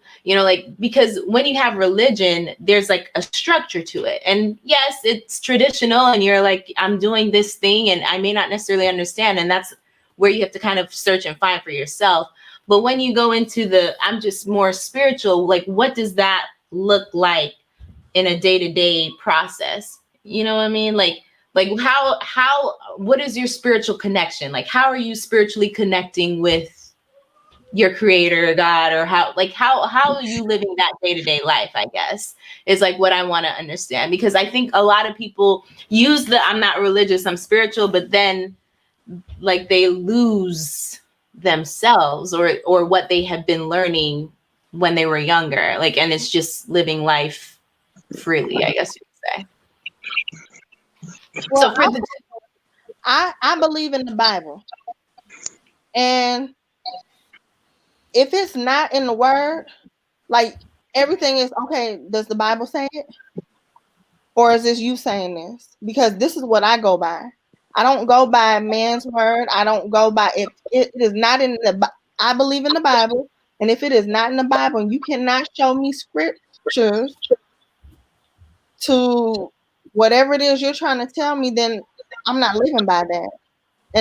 And that's my definition of spiritual, because I know that I have a connection, like I said, with the Most High, and I know that that is my guy. Now, other people may turn to other things, but I know that the Bible is my guide. I know that that was left here for me to learn and for me to, get through life for me and my family. So I'm not sure if I'm kind of answering your question or not, but that's what I go back to. Like, don't tell me what your pastor said, or don't tell me what's in your rule book. Is it in the book that he left for us to go by? If not, keep moving. If so, let's have a discussion. Got you. So your main thing is just about the Bible, not religion in the form of any real denomination. It's just about the Bible. Right. Got you. Yeah. And I think, I think that sums up a lot of people's idea of kind of separating spirituality from religion. But then again, obviously, there's the other side to the spirituality, because some people it's not about the Bible. Some people their spirituality is a different form. It could be whatever it is. The universe is what they say, or various other things. Just as far as not necessarily the Bible, but their own spiritual whatever. And I think that's what it was trying to clear up. What that is. Shalana, you saying? I have a question. Mm-hmm. Was Jesus spiritual or religious or both or neither? Well, we know he was not neither, but I just want to put that out there for you guys. He wasn't religious, because when he was on this earth, there was no Christianity. It was, all right, God sent us a messenger, and he told us that this was coming, and this is the message we need to adhere to. So there was no, I'm Catholic, or I'm Baptist, I'm Pentecostal. There was none. I mean, there were those entities, but that's not what it was about. I would add to that and say there was religion in his day.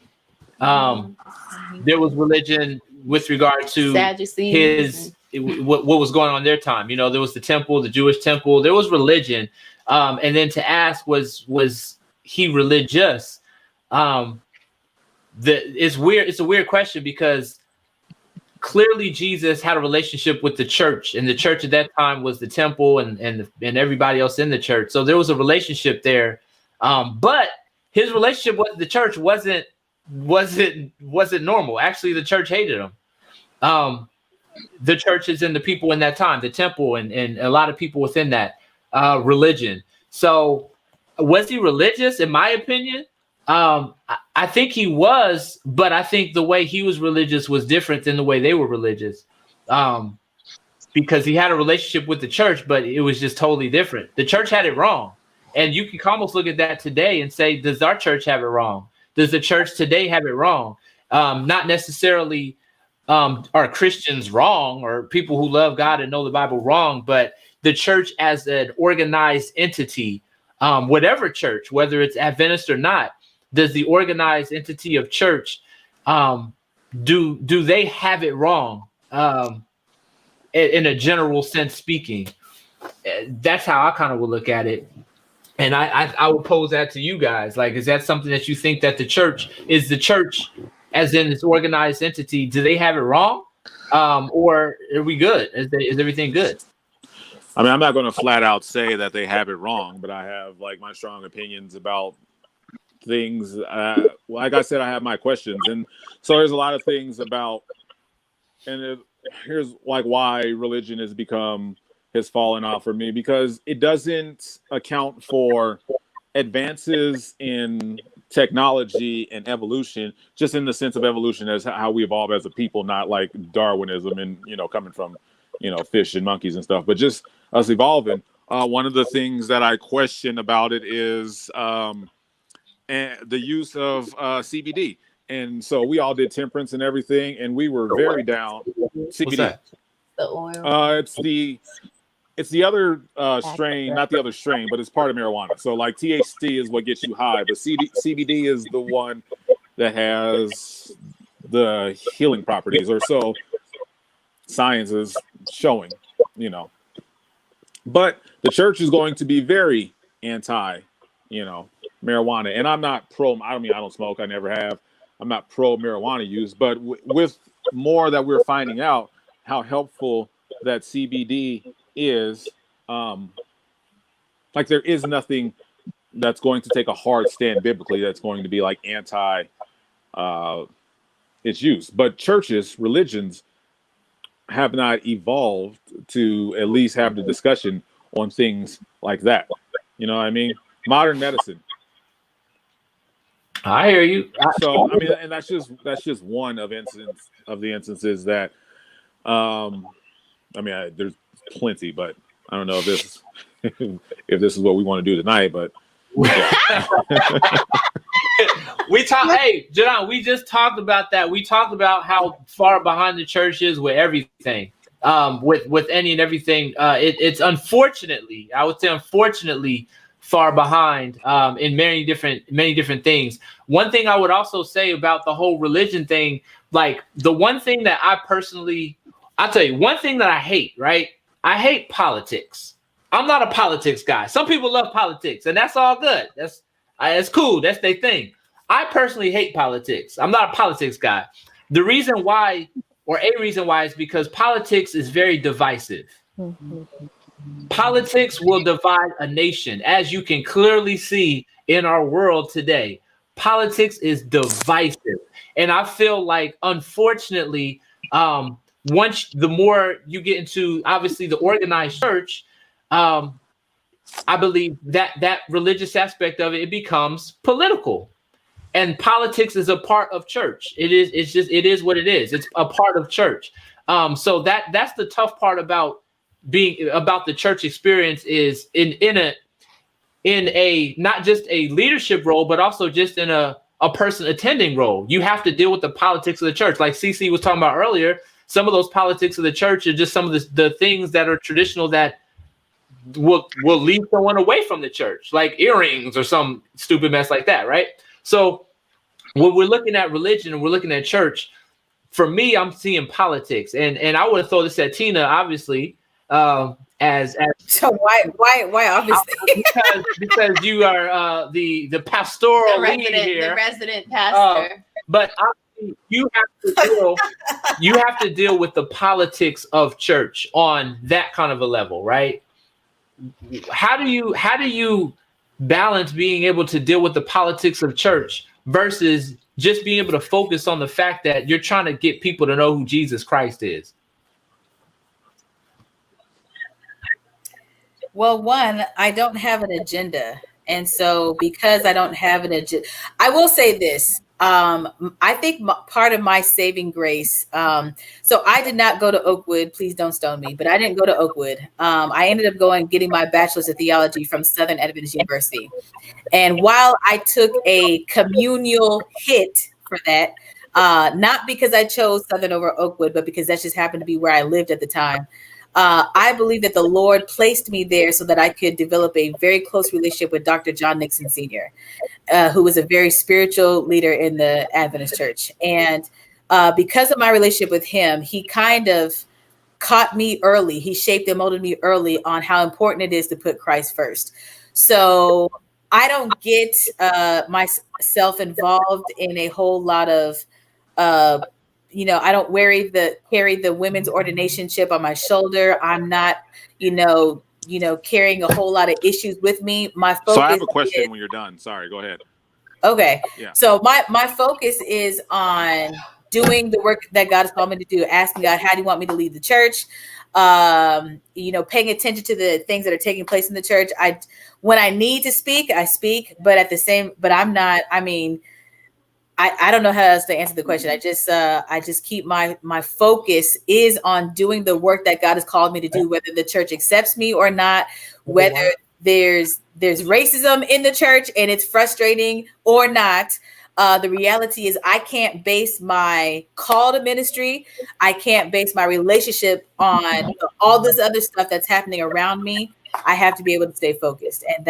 And what helps me keep my focus is that I have colleagues and I have mentors who have that same type of focus. And so when I find myself ready to, go in on some of these topics, they help to recalibrate me, as the GPS would say, recalibrate. Boop, boop, boop, boop, boop. Got you. Jadon, what you got to say? Or a question? No. So this may be little. So you are like an ordained pastor? I am not an ordained pastor, but I am a licensed pastor. Are you still Seventh-day Adventist? Oh, I am a Seventh-day Adventist pastor. Okay. No, I just was wondering, because wasn't that, again, like with just some things that religious beliefs, I thought Seventh-day Adventists like shied away from women as pastors. Uh-oh. Which this isn't no. So this isn't any shade to you. We can have the conversation. I ain't afraid of this. No, see, he's not taking a shot. No, I'm not taking a shot. I'm asking just because pointing out. I haven't been around in a while. So is that something that has changed in the church and everything, or like is it just something you're like, no, this is what my calling is. I'm going to do it anyway. Like, have you been accepted as that? That's like. I'm not taking a shot at you at all. I didn't think you were. I was responding to Anthony over there with his commentary. I didn't do nothing. Don't be Anthony and me. You better answer the man's question. It's a legit question, because I thought that Seventh-day Adventists believed that women weren't allowed to be pastors. Okay, so here's the answer to your question. You missed a lot. You missed a lot over the years. Oh my.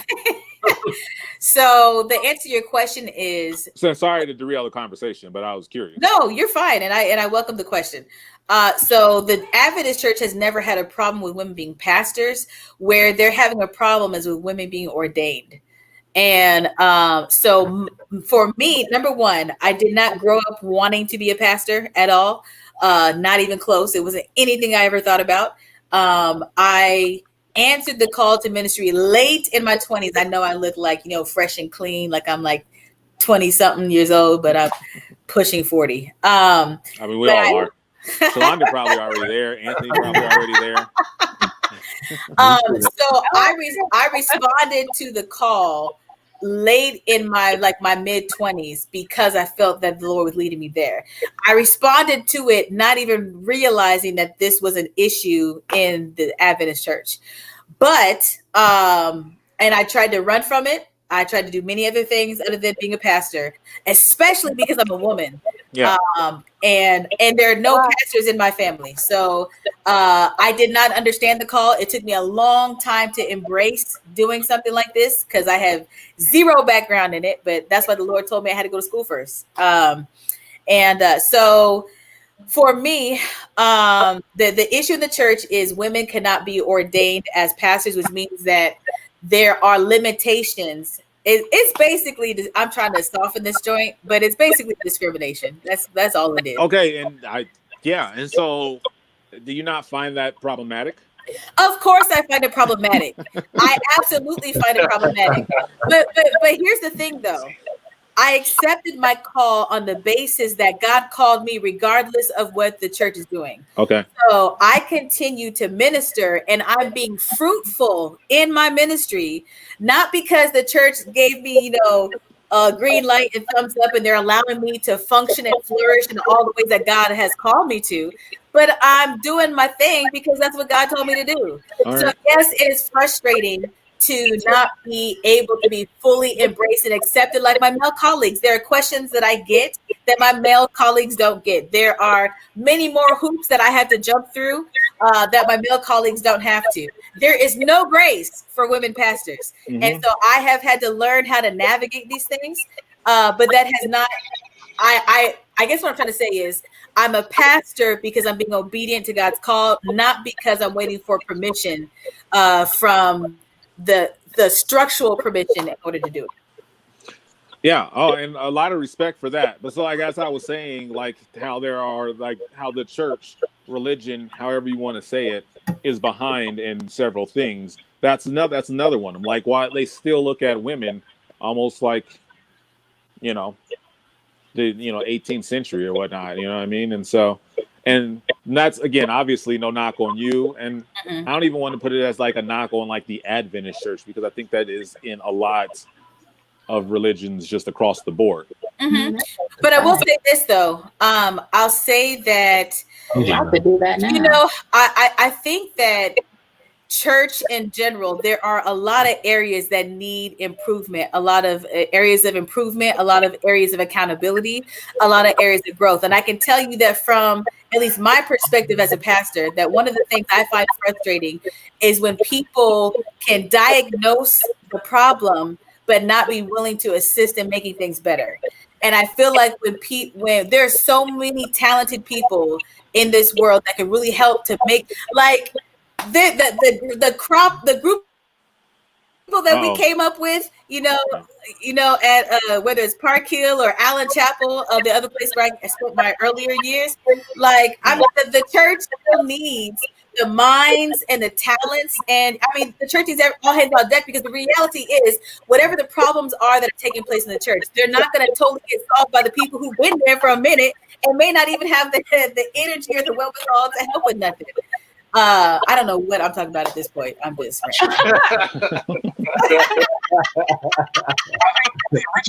I'm gonna put myself back on mute.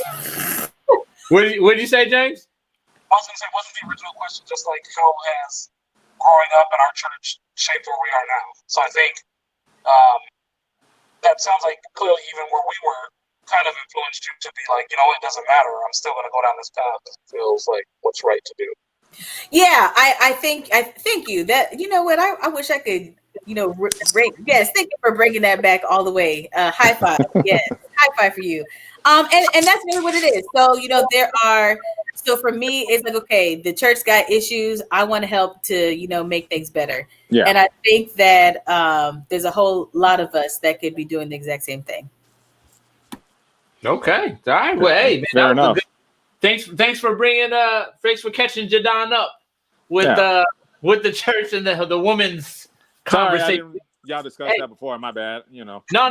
That's actually been like, it's weird because just over the past, you know, couple years, that's been kind of like a hot thing. Topic. Yeah, kind of a hot topic that has been going on. But it's definitely, I would definitely say, from my perspective, it's improving.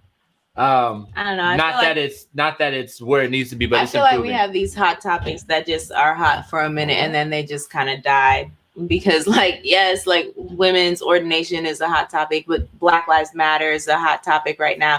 But we're still not sitting up here and addressing, like, what are the various different, the thing, like the white conference and the Black conference. I don't remember, but it's regional and state. Like, I mean, you want to talk about Black Lives Matter and we're allies with our Black community, but yet we're still segregated between regional and state conferences. It's just I do want to say this. I think that all of these issues, and I promise I'm gonna go back on mute and just listen again. I think that all of these issues at the end of the day boil down to gospel issues. These are matters of the heart. We treat each other and discriminate and all this other foolishness because our hearts have not been transformed by the gospel. So I think women's ordination has been an issue in the Adventist church for a long time. It bubbled up in 2015, but it was an issue longer than before the GC vote. It's going to come back up again, and it's going to continue to resurface. The racism in the church is going to, every February is going to spring back up in Adventism as an issue where we become super woke and realize, you know, we got a voice and y'all need to be, you know, at the end of the day, all of these things, all these divisions and things that we're talking about are because our hearts have not been transformed. So we don't see each other the way that Christ wants us to see each other. We're not viewing, if we have been transformed, then there would be equality amongst us, and there's not. So I think that fundamentally these are gospel issues, and they'll continue to be issues until our hearts are transformed. You do realize I have control to unmute your behind. Yes, but until then, I'm going to continue to mute myself. Well, cool. Now, I appreciate that. That's good perspective, man. It's actually really, really cool because there's still a lot of perspective that doesn't agree with you. So it's good to actually hear the opposite and opposition on it. But our church has a lot more issues in women's ordination and black lives and all that crap. Just church in general, church as in people who follow God. Our problems are a lot bigger, and that's why I just wanted to transition to kind of the last piece of this, which is just our world today, like now, like 2020, and how 2020 has really kind of redefined life as we know it, and how does life look moving forward.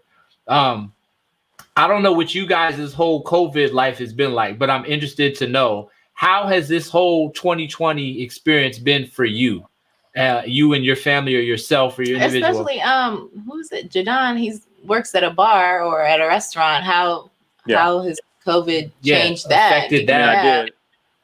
Well, we shut down like everybody else did in March. To be honest, it hasn't really affected me. Like I went down in March and I was in a good place. So I didn't immediately file for unemployment. I didn't file for probably like 6 weeks.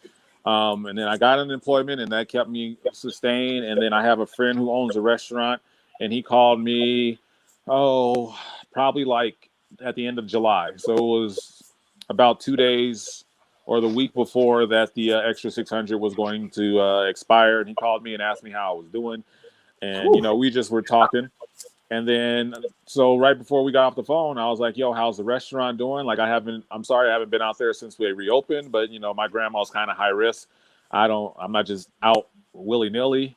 And he was like, oh no, everything is good. Like we're crushing it right now. We're close to the sales that we had before it shut down. But like, I just lost the person. Like, are you working? And I was like, no. And he was like, well, do you want a job? And I was like, well, not really. Cause this unemployment is good to me, but like, but I was like, let me think about it and I'll get back, because this was on a Friday night. And I was like, let me think about it and get back to you on like Monday or Tuesday. And he was like, well, I got a guys trip on Monday, so I haven't posted this in the newspaper or told anybody else. You're the first person who knows about it. So if you're interested, just let me know.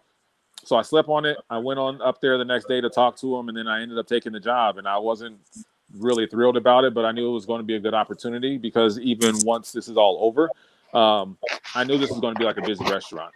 And so even if it sucked for the time being, 6 months to a year, when everything hopefully starts to get closer to normal, I would have been I had a job when everybody else in the restaurant industry is going to be, fighting over like the same 20 jobs, and there's like 10,000 people fighting it. So I took it, and it has turned out to be a good thing. So we are relatively busy. It's not the same as it was before, but what is? So it's a learning experience, it's a growing experience, and yeah, it's a little different, but and what is working what we got. I'm still hung up on put it in the newspaper. How old is your friend? He said he had the newspaper, but like Craigslist or anything. I don't know where he's gonna actually put it, but he hadn't told anybody. Yeah. It's 2020. We got internet. Figure of speech. Newspaper. My man. And your thoughts on the whole, and just outside of that, also just going outside and you see everyone wearing masks, and you're distancing from everybody and everything. Were you able to adjust to that, or is that still weird for you? Me personally? Yeah. Are you talking to everybody else? For me, like I'm naturally introverted anyway, so the first 3 or 4 months of this was fine by me. The only thing I really missed was the gym. I mean, obviously I miss seeing people, but like I was fine with not going out and anything. You get to a point, at a certain point, like you do miss human interaction. So I missed it to an extent. But dude, and I told someone else this, like James understands too. I spent like my entire second half of my senior year on punishment. Like I wasn't allowed to leave the house but to go to school. Like this is something I was that apparently had been training my whole life for. So I know a lot of people who like the mental aspect of it. Just like it, even now that things are starting to open back up, it's just like breaking them down. And this is not a healthy, situation for people mentally, for most people. But for me, I was okay with it. Shalonda, what about you? How's 2020 been for you? It's probably been felt like one of the fastest years ever. Really? Yeah, it just October. it felt fast, and we're in October right now. It's like, wow, I blinked and we're here. I can't say that. It's been a long year, but yeah, I know that's what I'm saying. Some people it feel like, for me, it feels pretty long. It flew by. Like, Yeah. I mean, it Hold on, was let her just say. February, so it's like it flew by. Yeah, February was a good month. It was a great month. January, February was a good month. You said what? January and February were good months, and then it stopped. January was rough. What messed me up was Kobe Bryant. Like that whole thing. Like I'm still messed up with that. That's weird. That thing was weird, and that was obviously the kickoff for a lot of people on 2020 getting kind of weird. But yeah, go ahead, Sean, to finish. So yeah, it's just been fast, and I think for me, because I've been home. I have been home, and I don't mind being home. I love being home. But I think one of the things that I will savor about this time, as my husband walks in, is that when everything was closed down and we couldn't go to church and so forth, I really had a great time with my family. Like, it was really great. And I got an opportunity to, growing up, we got taught the traditional Daniel and David and Goliath stories and all those kind of things. But it allowed me to have more, and it's not really more time. I made more time. It was like I didn't have anything else out to do. So I got a chance to recall some of the stories in the Bible that my children don't know and that are not taught in church, and just got to share with them all these unique stories that the Bible had, and it was great for me. And then work-wise, it was good because I could work, no distractions, not keep getting interrupted with my office door flying open with somebody needing something. Obviously, that's still okay, but it was just refreshing to get a lot of work done that needed to be done. And I have not been afraid of COVID, and it's just been slower pace as far as less busyness of having to run here and there and everywhere. And so that's been refreshing for me. Um, wow, I'm still living. I still have lots to be thankful for. And Both you and Jadon seem like y'all are thriving. y'all are happy inside. 2020 was the year. I mean, I am like my little bubble here is okay. Thriving is maybe a stretch, but I do think so. There has been it's been a rough year for pretty much everybody, for obvious reasons. I was at the game when Kobe died.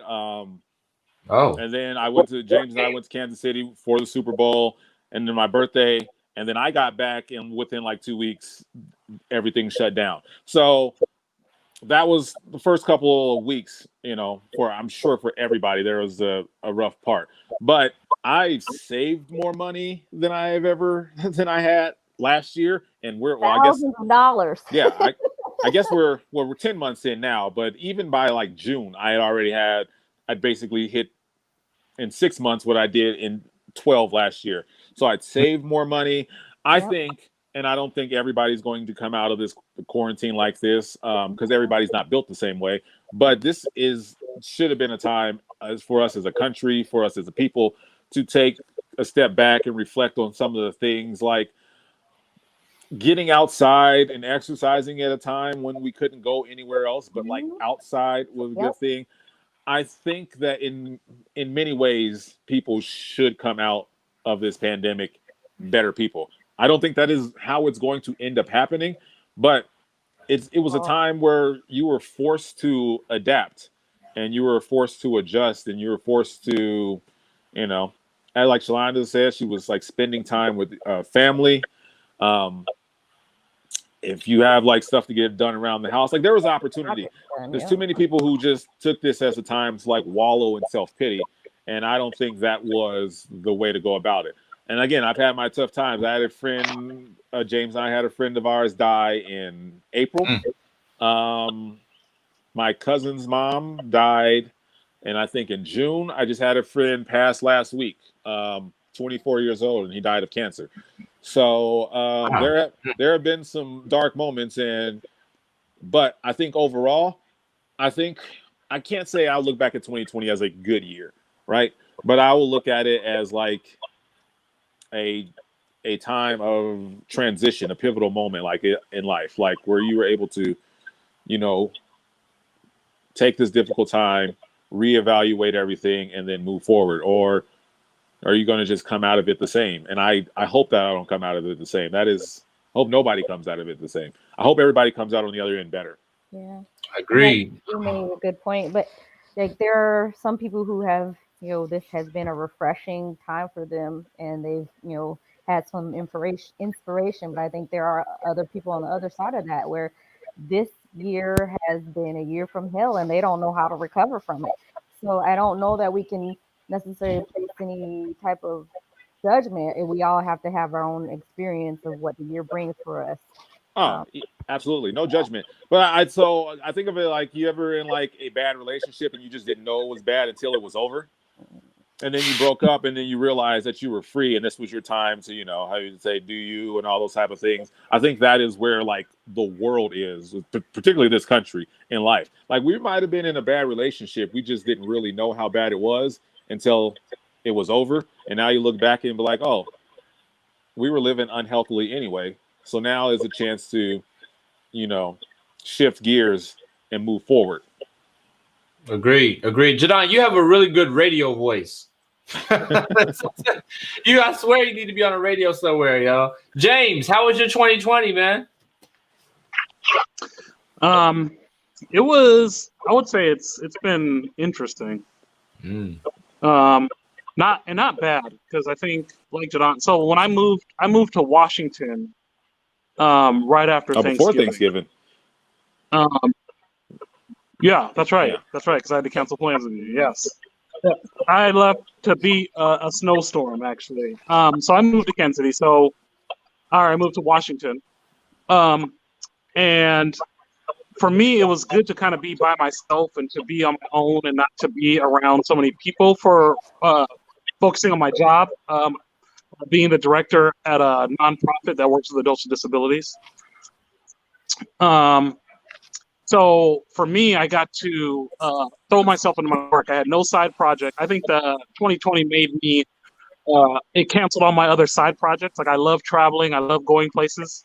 I took the one trip with Jadon to Kansas City to watch the Super Bowl.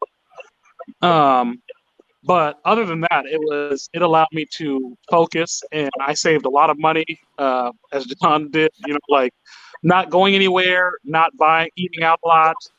Having to do a lot of things in home, not going to movies as much. I think 2020 helped me save a lot of money. And all those things were good. And I think, like Jadon said, there was a time of reflection. There was a time I caught up on Zoom calls with so many people. I chatted with friends I hadn't talked to in forever. I worked on relationships with various people that had kind of fell to the wayside with my hectic schedule. All of those things were great. On the other hand, as that director role, I work at a nonprofit where we attract a lot of people who are drawn to this work in the hopes of finding themselves, in the hopes of trying to feel good about themselves, and a lot of people who are trying to figure out ways to deal with various traumas and various experiences in their lives. And for me, I had to do a lot of. I watched a lot of my people that I worked with suffer with their mental health. From 2020. I watched a lot of people who were young and wanted to date, have all that go to the wayside. A lot of people who moved out to Washington to work at this job, wanted out to go out and experience the life they wanted in Washington. I had a German volunteer who came all the way to America, and he was super excited because in Washington was, where grunge music started, and he was going to be in a band, and then that shut down, and he was severely, severely depressed. For me, 2020 was hard in watching all the mental health of a lot of my friends deteriorate, and a lot of people suffer and hurt as they try to manage everything. As they tried to manage missing out in school, as they had to manage relationships, as they had to manage. There was one woman who I hired who actually went to school in Huntsville, Alabama, the same time I was at Oakwood. And so for her to come out to Washington and to work and then not be able to see her family for months at a time was devastating to her. She was a broken mess, to put it one way. So I think for me, 2020 was hard to watch a lot of things happen. I watched a lot of the mental health of my friends deteriorate. And honestly, 2020 made me more political because a lot of 2020 made me understand none of this had to happen. So many people are underworked. So many people are overworked and underpaid. So many people don't have insurance. So many people could with just the slightest tweaks, could exist and be happy existing. And 2020 put a lot of strain on a lot of people's mental health because it exposed a lot of flaws in a lot of things. And I think I'm appreciative for that, but it also made me more aware of what needs to happen. And I feel like for a lot of Americans, that was the case. So a lot of Americans recognize how much we're distracted and how much of what's going on in our world is not addressed because we have all these little distractions. And without those distractions, we had to focus on it. I think about George Floyd, and I think about all the protests across the nation that happened, in part because people didn't have their normal distractions. I think 2020 was interesting in that there were positive things that came from it, but there's also an awareness from me and how to change things up. It pointed out, like John said, we lost a friend in April. It made me see how easy or how quickly life can end, how different things can change in the drop of a dime. And so that's on my 2021. I know that's a long kind of tangent, but yeah. Nah, that's good. I mean, at least I don't know. Were you able to be there for those people who, or at least some of those people, or any of those people that have been negatively affected mentally? Yeah. So I've had a lot of conversation. I mean, I joke all the time that a lot of my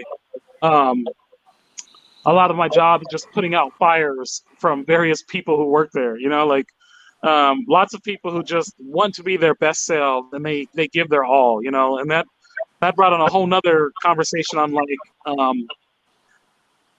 being pragmatic and how a lot of times you can give so much of yourself and forget to address your own needs and try to help. And so a lot of my job is trying to help those people address their needs so that they can be their best selves for helping adults with disabilities.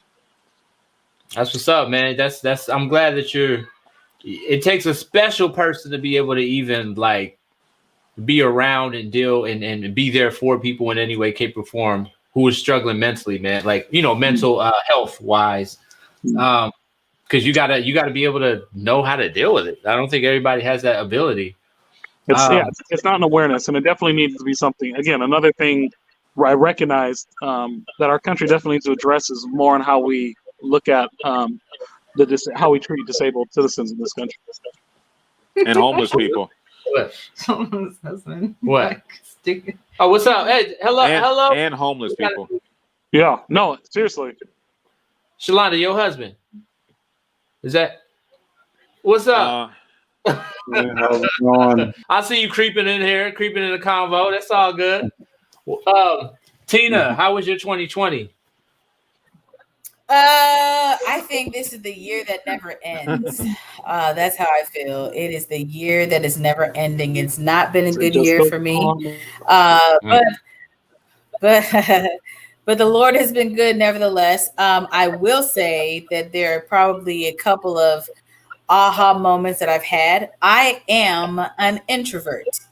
And so at the beginning of this lockdown, I was like, oh, I'm gonna be fine because I'm an introvert. I'm cool with staying at home anyways. Y'all extroverts are the ones who gonna be tripping about this.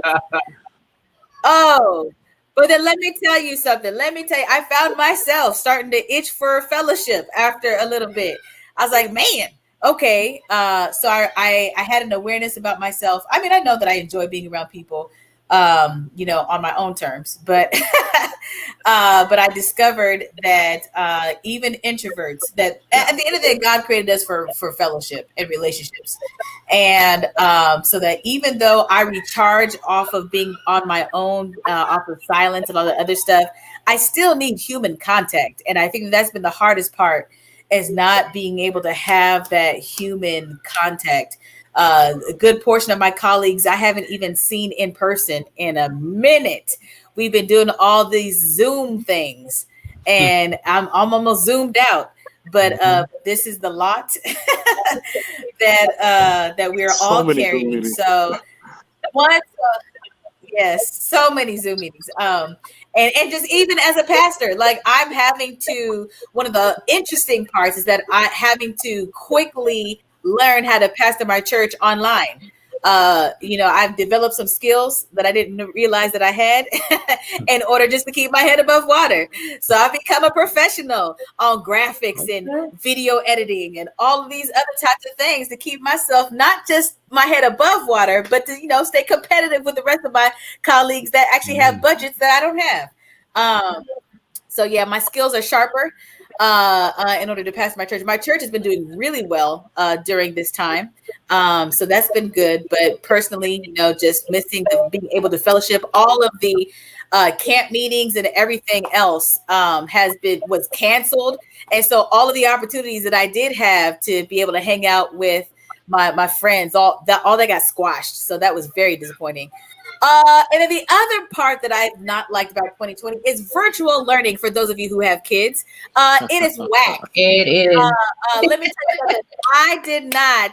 No kids over here. Listen, if I wanted no kids club, right? If I wanted to be a homeschool teacher, I would have done that. I don't want to be a homeschool teacher. That's why I send my kids to school. And so having these jokers in my house made me aware of how much food they are eating. I didn't realize that these Negroes eat a whole lot of food. And having to kind of like oversee their homework and making sure they're like, I'm pastoring full time and then also having to be a student at their school. It is too much. Yes, it is a lot.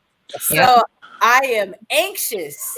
I mean, I want my kids to be safe, obviously, but man, I'm ready for these kids to get back to the building. Because it is not my ministry to be a homeschool teacher. I don't mind paying folks to do stuff. Listen, I'll let you have them from the hours of 8 to 2, and I'll take them back. But yeah, that's how old are your children? So I have a 3-year-old, a 6-year-old, and an 8-year-old. One thing I hope that we as a country come away from this is how underappreciated teachers are. And I don't have kids, but I have a lot of friends who do. And just Facebook and everything it's taught me, something I always knew, but yeah, our teachers do a lot more work than what everybody thinks they do. Like basically they're babies. Not only are they teaching you, but they're babysitting your kids for 8 hours a day. They're therapists, they're doctors, nurses. They do all those things. So all these people who be, in teachers' faces and gray, I hope they have hugs and flowers and all kinds of things for them when the kids can finally go back on a full-time basis. Listen, I told my kids' teachers, I said, listen, when y'all open back up, I'm sending my kids with a gift card to let you know just how much your services in person are actually. In fact, this joint is hitting my kids so bad that even my son, before the class started, the teacher asked him to pray, and he was like, Lord, please fix this whole quarantine situation so that we don't have to keep learning seeing the teacher on the computer. I want to see her in person. I was like, yes, I received that prayer. Pray that prayer, young man. Yes, at 6 years old, let the Lord hear your prayer. I will say this though. First of all, Jadon, I think you need to have a podcast. By the way, I would listen. But it is something we have talked about for years. I don't know how we didn't start one in quarantine, but it is a project of mine. Listen, you still have time. That's all I'm going to say. You still have time. But what I want to say, along with what Jadon was saying about lessons learned during this time, I think another thing that would be a travesty is people don't take the time to connect with the Lord during this time of isolation. If there's one thing I'm discovering as a pastor, is that there are some people who have been leaning too much on spiritual leaders in the church, whether it's been the Sabbath school leader, the elders, the hospitality person. I mean, they've been leaning on everybody else, but haven't really taken the time to get to know God for themselves, and getting mad that the churches are closed because they feel like they're losing their spirituality. Well, maybe yours wasn't there in the first place. And so the reality is that if you don't take the time to get to know Jesus for yourself during this time of quarantine, and listen, there's like everybody's online now, so you have options. You can church hop and find the right church, the right pastor that you want to listen to. But if you don't take time to get the Lord for yourself during this, my Lord, I think you have squandered the moment. That's it. And I think alongside of that, I think some people are getting used to being at home, so that I think that transition back to being at church and being a service is going to be extra hard, because they've been sitting, a lot of people, not all, have been sitting back and just being maybe ministered to, but not knowing now how to go back and to do what we're supposed to be doing. So anyway, and that's not just for church, Shalonda. I agree with that, but I think it's also obviously just for a lot of different things. Just getting back to life, period. Like, which one of y'all gonna be in line first for the vaccine whenever that come out? Mm-hmm. And y'all gonna be the first one? Lord, no. Absolutely. I don't even want to get the flu shot. I don't try. That's what I'm saying. Like, it's nobody wants to be first. You know what I mean? Like, and then not just first. Nobody want to be second or third either. Like, we trying to wait for the first batch of a few million to do it first, and then maybe I'll slide in after a few months, after a year or something. Like, I gotta see this thing. It's like we don't even know when life is going to get back to any normal that we knew. Will it ever get back to anything that we never knew before? I don't know. I don't know. So I tell people, and this is obviously different because the airline is a isolated thing, but like, I'm old enough to remember you can go to the airport, you can go all the way to the gate with your loved ones and watch them leave. And then 9/11 happened, and we've been taking off our shoes and, belts and everything for 19 years, and nobody thinks about it anymore. Like, eventually, if this is around, it'll adjust. Like, I doubt that we'll be wearing masks forever, but like, there are probably some things that have came in under this that are just going to be the new normal. Yeah, I think about maybe wearing masks might not be a bad thing. Like, I think about how many people are lost to the flu, and it might not be a bad thing to throw on a mask if you're not feeling well. You know what I mean? Like, hopefully that will become a normal thing. Well, and that's a political thing, right, Anthony? Like, some people believe, we should wear masks, and some people don't, and it turns a lot. You're right. There's a lot of people who are adamantly against being forced to wear a mask. I don't think necessarily they have a problem with people wearing it, but more so having a law or being forced to wear it. And that is political. I mean, that's like, there's two sides to that coin, man. Some people are like, you should absolutely be forced. Like, if you're going out, you need to be having a mask on your face. Like, that's just common sense. And the other side is saying, you ain't forcing me to put none on my face. And then I've seen YouTube videos of people literally in stores fighting, like store managers and stuff, because they're getting kicked out, and you're like, kicking me out because I'm not wearing a mask. What's wrong with you? So I don't know where that's going to go. I mean, there's clearly going to be laws that continue on. And I don't know what those laws are going to look like. I don't know what our world is going to look like, you guys. Our world is not getting better. It's not getting better. It's not getting better. And not only is it not getting better, but from a spiritual standpoint, we know that our world is going to continue to get worse before it gets better. So I don't know. At this point, when you look at our world now, it's just so effed up. Like it's just so much wrong, and I don't see how it's necessarily going to get better, as opposed to we're just gonna kind of maintain. I don't know what better looks like. I don't know what better looks. No. Did you mute me? Nah, girl, you mute yourself. That's what you did. I didn't mute myself. No, let me I'm gonna say this snippet and then I'm gonna be done. I'm gonna mute myself again. The reality is, that's been a conversation. What is the world going to look like? Is it going to get better? Is it going to get worse? Are we going to finally ever be back to normal? And this is where the Bible becomes really important, because at the end of the day, while they may get a little bit more comfortable, I mean, things are just not going to get better. Those times are long gone. I was reading an article earlier today that's like, listen, you just need to face the fact that it's not going to get better. Everything leading up to the second coming of Christ tells us that it's only going to get worse. It's only going to get worse. And so the only thing that we can do now is make our calling and election sure. That is my appeal for this evening. If anyone wants to get their election. You need to stop, okay? This is not half the time. This is kicking it time, okay? This is your fault. No, you asked me to be out here, Anthony. No, I appreciate that. And you're exactly right. I mean, you're not wrong in anything that you're saying, in my opinion. I think you're right. I feel like it's just a continuation of what I've just been saying. Our world's just going to get worse and continue to get worse. But with that being said, I don't want to sound like doom and gloom. You know what I'm saying? I mean, we're okay, but there's, we just have to be, I think, in the mindset of knowing that our world's just going to continue to have issues. And it doesn't matter to me. I don't think it matters who our next president is going to be. I don't know if it's Trump or Biden or anybody else. I don't foresee our world as a whole getting better.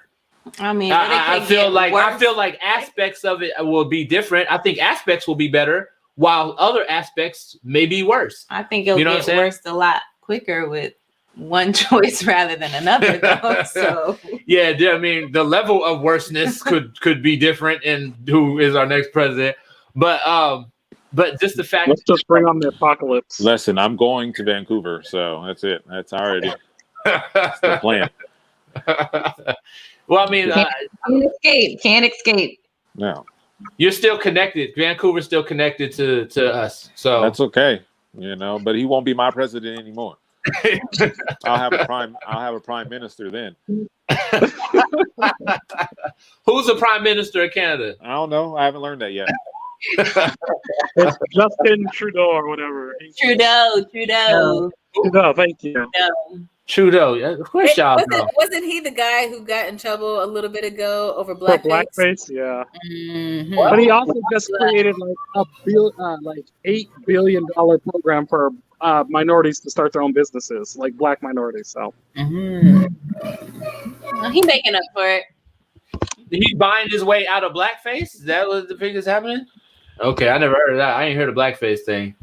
But whatever the case is, I feel like our world's just going to get worse. But I think what we can do now, and the best thing we can do, obviously, besides our logistical things, get out there and vote, people. I got to be honest with you guys, man. I'm 38 years old now.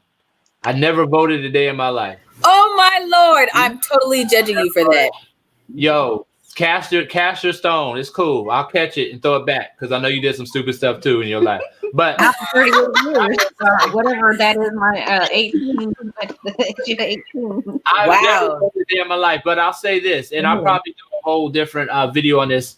I talked to my mom, and my mom got on me. She got on me, Tina. Don't worry about it. My mom got on me about this. She said she was like, "What's wrong with you? You need to go out there and vote, blah, blah, blah, blah, blah." And I was like, my whole reason behind never voting is because I just honestly never felt it worked. I never felt that it really meant anything. Like who like I and even till this day, I honestly don't even believe in the voting system of our country. I think who's going to be president is made up before we attempt to vote. But So, a lot the, of people believe so then that. your flaw is that you think that voting is only important at the biggest level, where it's a pretty much a trickle up effect. So whatever your city, your town, and all that in voting matters too. In some cases, it's more important. So, like, obviously, we have different laws in Colorado. Well, every state has their own different laws, but you know, when this shutdown first happened, I was working in Thornton. The mayor of Denver closed down Denver for 8 weeks, but we were in like Thornton, so we're like, oh, we don't have to worry about it. And then because the governor for Colorado said that it was only going to be 30 days, but Denver has its own jurisdiction. And they say all that to say that, like, literally you can affect, like, from your, city councilman to your city congress to your mayor to your governor. All that is as important, if not more important, as who your president is. So I also have never voted. So I did that long speech. Wait a second. Before I was not able to vote for a long time for stupid things I did when I was much younger. Okay. So So you have an excuse. Anthony has no excuse. Hey, I ain't had no excuse, but I got reasons. All right. No, you ain't got no kind of excuse. But I am eligible, and this time around, I was actually eligible. Last time around, I didn't know it, but I know it. I mean, so I will be participating in all elections this year. Amen. Can we just give a round of applause for Jadon? Look, I appreciate that, Jadon, but here's the thing. People actually have to, like I said before, I told you guys in the beginning of this conversation, I hate politics. So all of which you said, John, is accurate, right? The other pieces to the puzzle that we need to be voting on in our cities and stuff. But the thing is, the average, especially black person, but the average person, we have to want to know who to vote for. We have to be intricately involved in who should we be voting for? What city councilman? I mean, there's just so many different pieces to the puzzle that you could be voting for. I don't really care. I don't care. Like when I say I don't care, this is what I don't care about. I don't care about the process of learning about all of these different people, because there's a lot. I don't believe anybody on this little panel we got, let alone a lot of people, took time to research every piece of the voting puzzle that they could be possibly voting. I don't know if that was divine intervention right there that got him kicked off of the air. But let me just say, I've done my homework on the candidates. I know why I am voting and who I am voting for, not just in the general election, but on a local level. That is part of the problem. Listen, there is plenty of room and opportunity to get yourselves informed on who are the people that are going to be on the ballots. Can we get some help up in here? Y'all go vote. Go vote. You have to understand, the point I'm making is that I don't believe in our voting process. It's that simple. The government hasn't given me any reason, especially any black person, a reason to believe that our vote counts.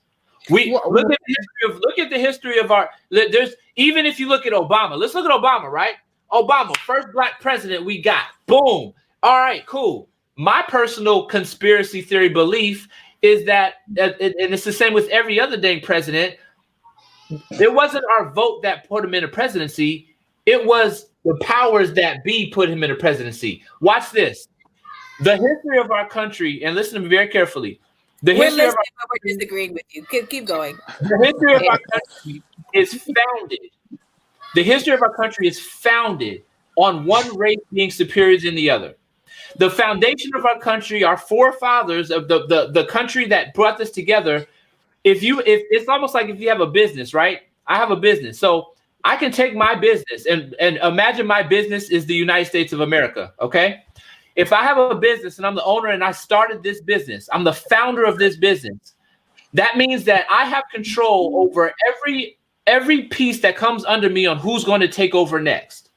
Every piece, every single piece, I have control. It started from the very beginning and it trickles down to the very fact that 20, 30, 50 years later, my influence of the founder had an influence on who's going to be next.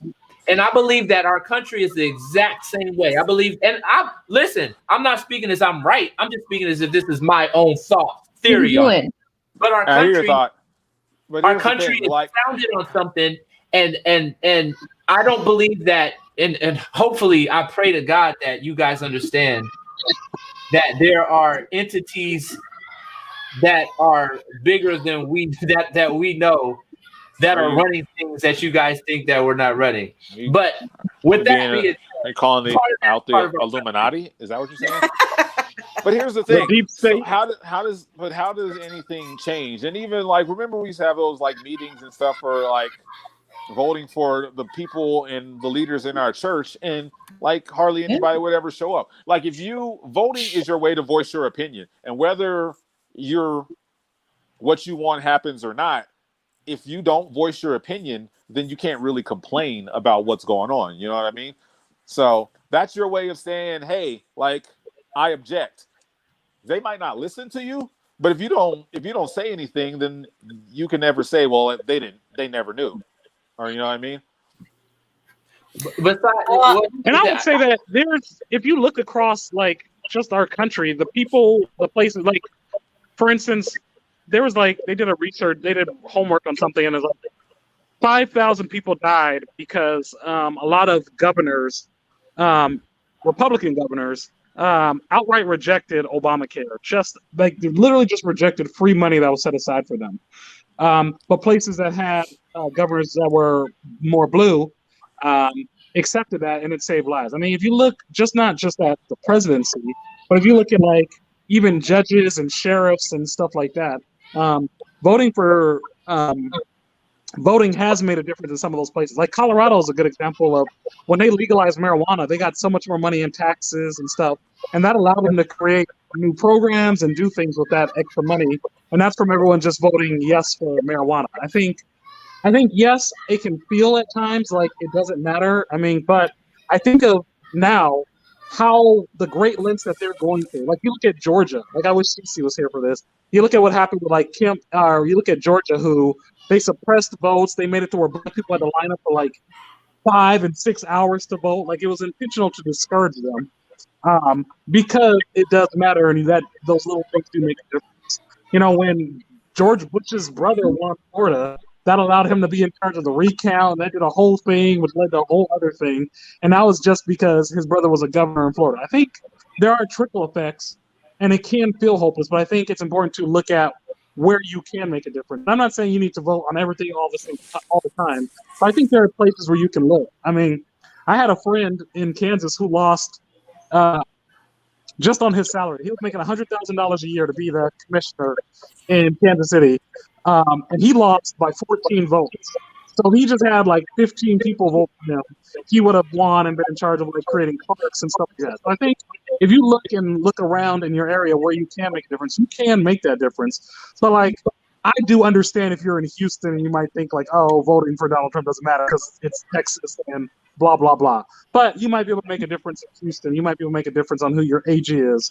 I mean, Kentucky probably wishes they had a different attorney general. Like, you look at various things, you can make a difference. And I don't say you should totally ignore it, but if you look, you can make change, you can make a difference. And I think voting, like John said, you voice your opinion, that's just one way, you know? It's just voting is just one way of making a difference. It's just, yeah, there's several ways. You can get out, you can help in churches, you can feed the poor, you can march and protest, and you can vote. I think it's just one of the things where you can make a difference. And before they roast you, and they should, because, 38 and you're just now voting, there is, at the same time, like there's like whenever you find the light is when you fire. Whenever you learn, like if this is the first time first election you vote in, like it's never too late. So but at the same time, that's not going to stop us from getting these jokes off, man. I don't care, man. And let me tell you something. Let me say this. I'm not anti-voting. So let me just say that, just so people out there understand. I encourage people, they can go ahead and vote. But my reason for not voting is because I just didn't believe in the voting system. Still don't really. But the one thing that did change me for this year, and I'm actually going to vote this year for the first time ever in my life. You should have led with that.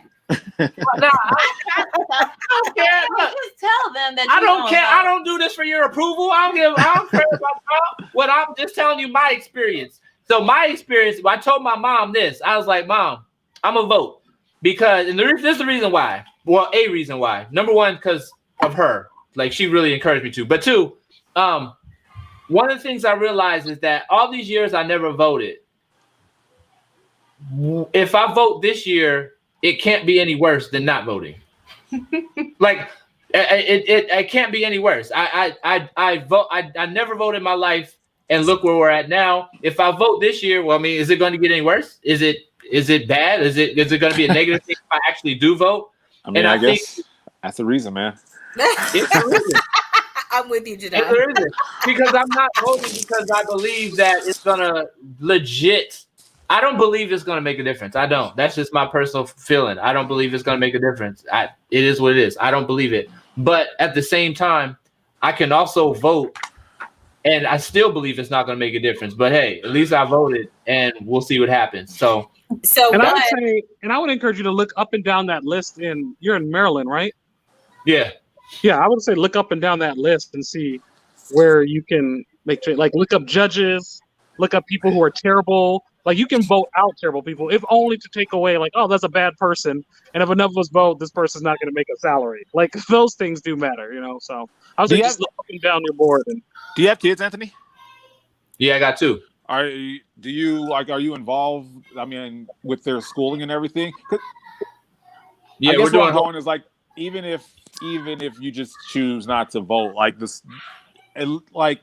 Being involved in, and it's one of those things. I remember when I was a kid, like my mom showed up for like parent teachers conference, or she wanted to do whatever. I was like, oh Lord, like why is mom here? But now, like I realize, like that's like the smallest level that you can be involved in and affect change. You know what I mean? So being on the board and all those things, I don't know. There are small ways to affect change, not just voting for whoever's going to be 46 or 45 is going to get an extended 4 years, which God help us. Yes. And I also say this. So like somebody said it in the comments, I think it is that there is strength in numbers, and that is the truth. Like Jadon said, this country is asking for our opinion on who the leadership should be. And as long as you have the freedom to give that opinion, give it. Because there are some countries where they don't get the opportunity to vocalize who their leadership is. They're just told who they are, and they have to roll with it. This is even though there are many hangups in this country, the right to vote is critical, especially for Black people. I was in seminary when Donald Trump got elected as president. And I remember, first of all, I was in line right before school. I got in line. I was excited about voting, and I thought we were all on the same page until the results came in, and I realized that we weren't all on the same page. But everybody thought. Yes, no, sorry, I was shocked. But here's what made me the most upset. What made me the most upset was that there are so many of us Black people who did not show up to vote. One, primarily because there was no person of color running for office. Our years of Obama were over. And so some folks checked out, but the Black vote had a serious decline. And I just remember watching CNN that night, and they were scraping counties looking to see, is there anybody else still left to cast a vote? Because every single vote matters. It absolutely matters. And whether you're talking about it doesn't matter how you want to slice it. The reality is our votes do count. They pander to us because our vote counts. Yeah. They get involved in gerrymandering because our vote counts. The president I don't know if you watched the debate. When was it on? What day was it on? Tuesday? Monday? Thursday. Whatever it was. He's already setting the stage for foolishness to happen at the polls because the vote counts. He knows our vote counts, and that's why he's trying so hard to exactly.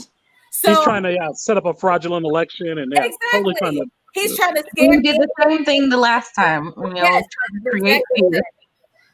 Yes, and so for anybody, I still don't even trust it though. I don't listen.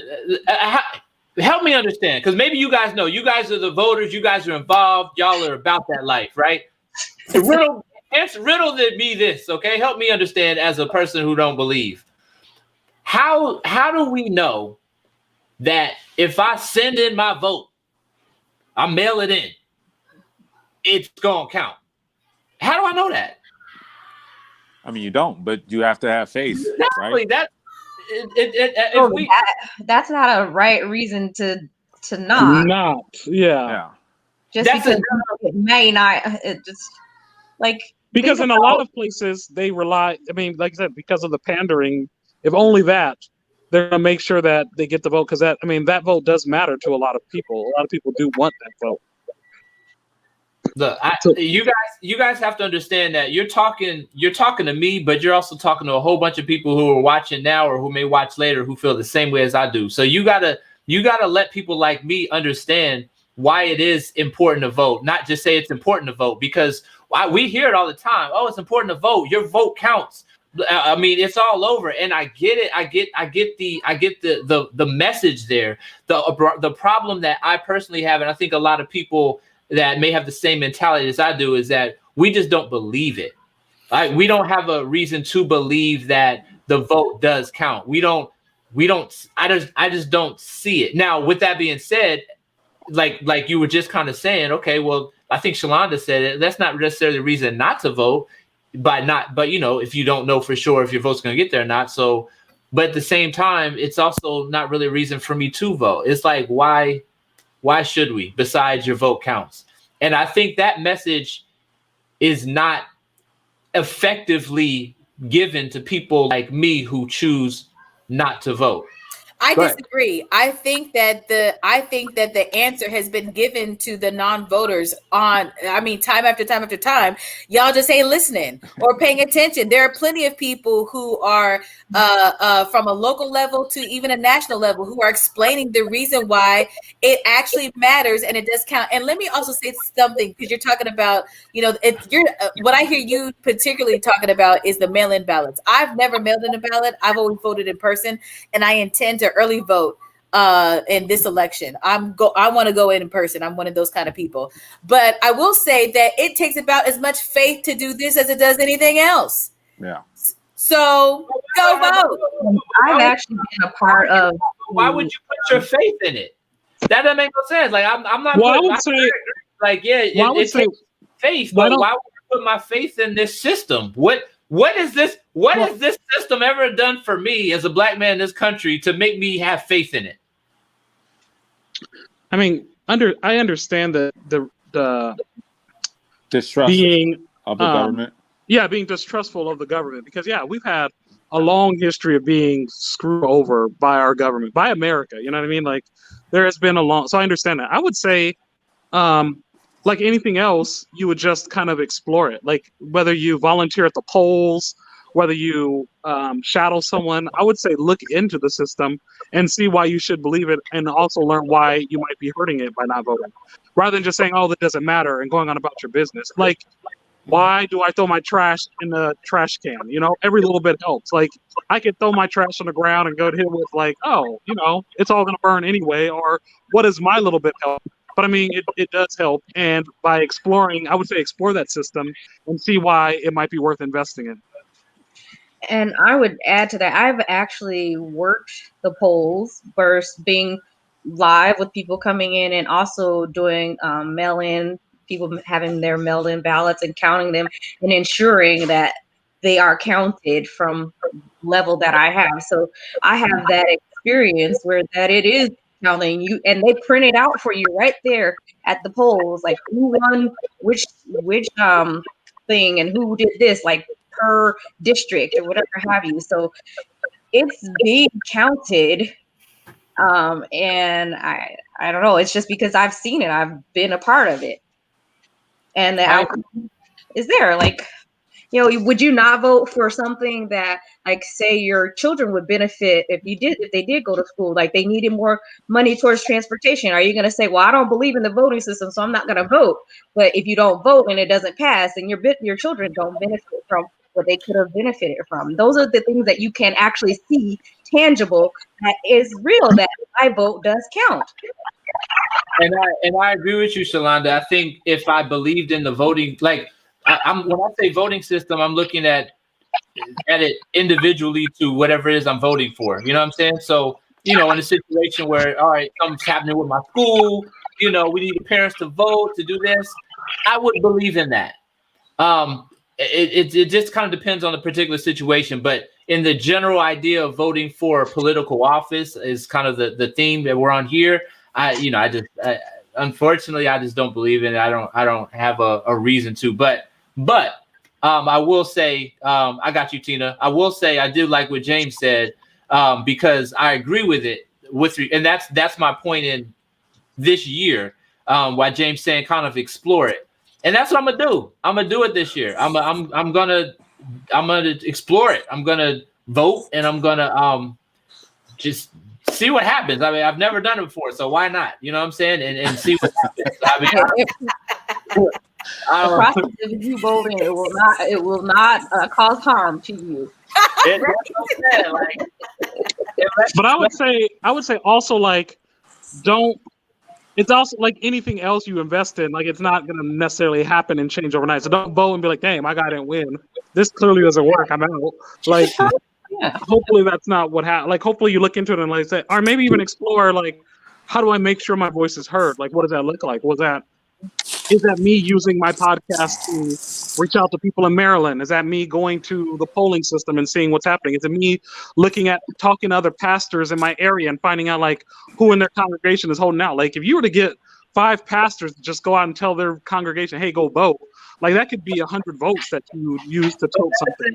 So I would say, I think about it too. Like, if something is happening, like, let's say racism, and you witnessed it, are you gonna not say something about it because it's never gonna change? No, you're gonna say something about it because you have a moral obligation to say something and do something about it. You're not gonna just sit back and be like, "Well, it's just gonna continue to happen, so I'm not gonna do nothing about it." 100%. That's a very good point, because we've been fighting racism. When it comes to trust me, when it comes to saying something and doing something in that respect, that's what I do. But this is the same thing. When it comes to let me tell you why it's not. There's a huge difference. Watch this. The issue, there's a pastor that said something to me in college that was one of the wisest things he ever said. Tina, I know you know who he is. His name is Pastor Henry Wright. He taught me. He said, "Yes, we all know." Yeah.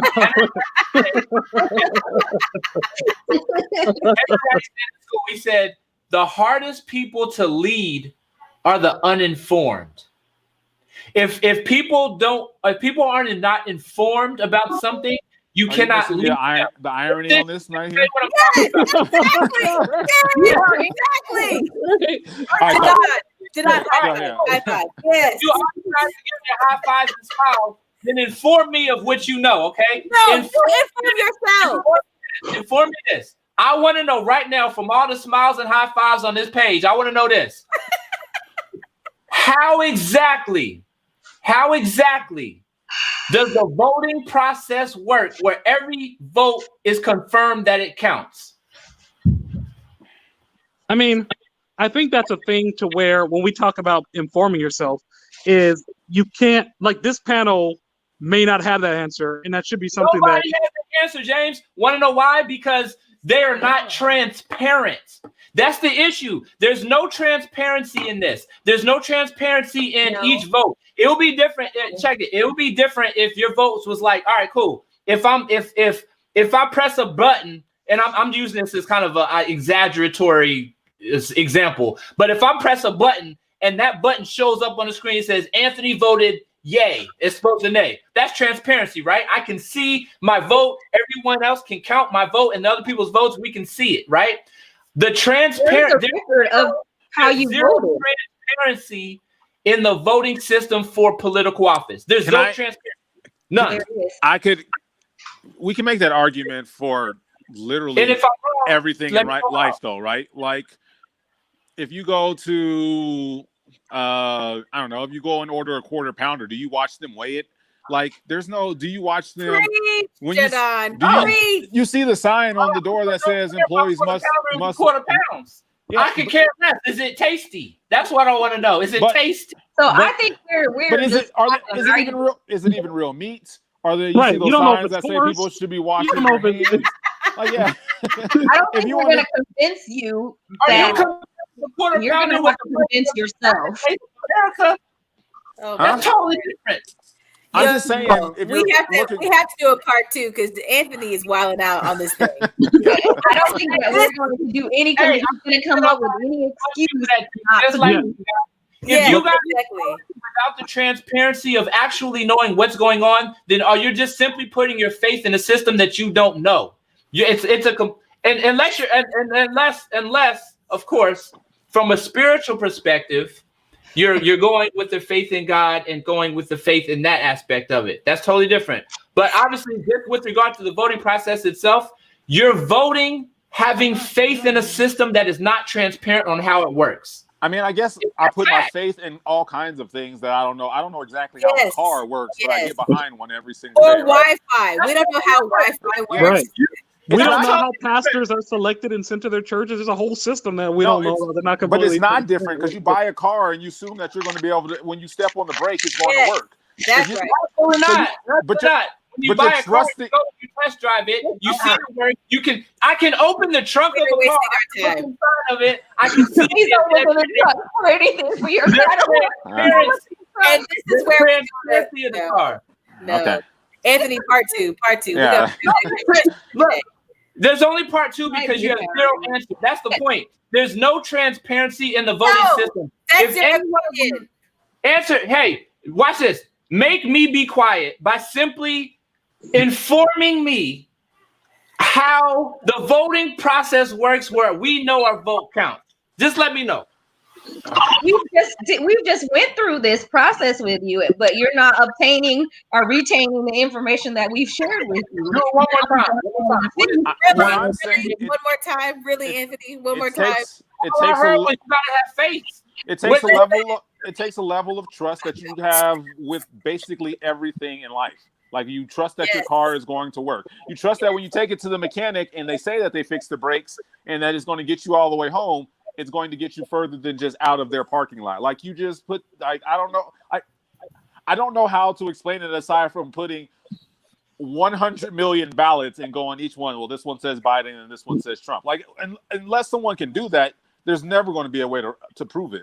So, like the question you're asking us is really impossible to prove. Like you just have to have. We agree with that, John. I agree with that. You cannot prove it. I agree with it. We're 100% with that. And the point I'm making is this: when it comes to voting, especially as a black man in our country, I'm just speaking on behalf of myself because I can't speak on anybody else. As a black man in this country, when it comes to voting, I don't have the faith because if all I have to base off of is faith, I don't have the faith in the voting system to believe that the vote actually counts. I just don't have the faith in it. If it does count, I just don't know. But I don't have the faith in it because that's really all I have. And I don't have the faith in it. You've never tried it. So how do you not have faith in something you've never tried?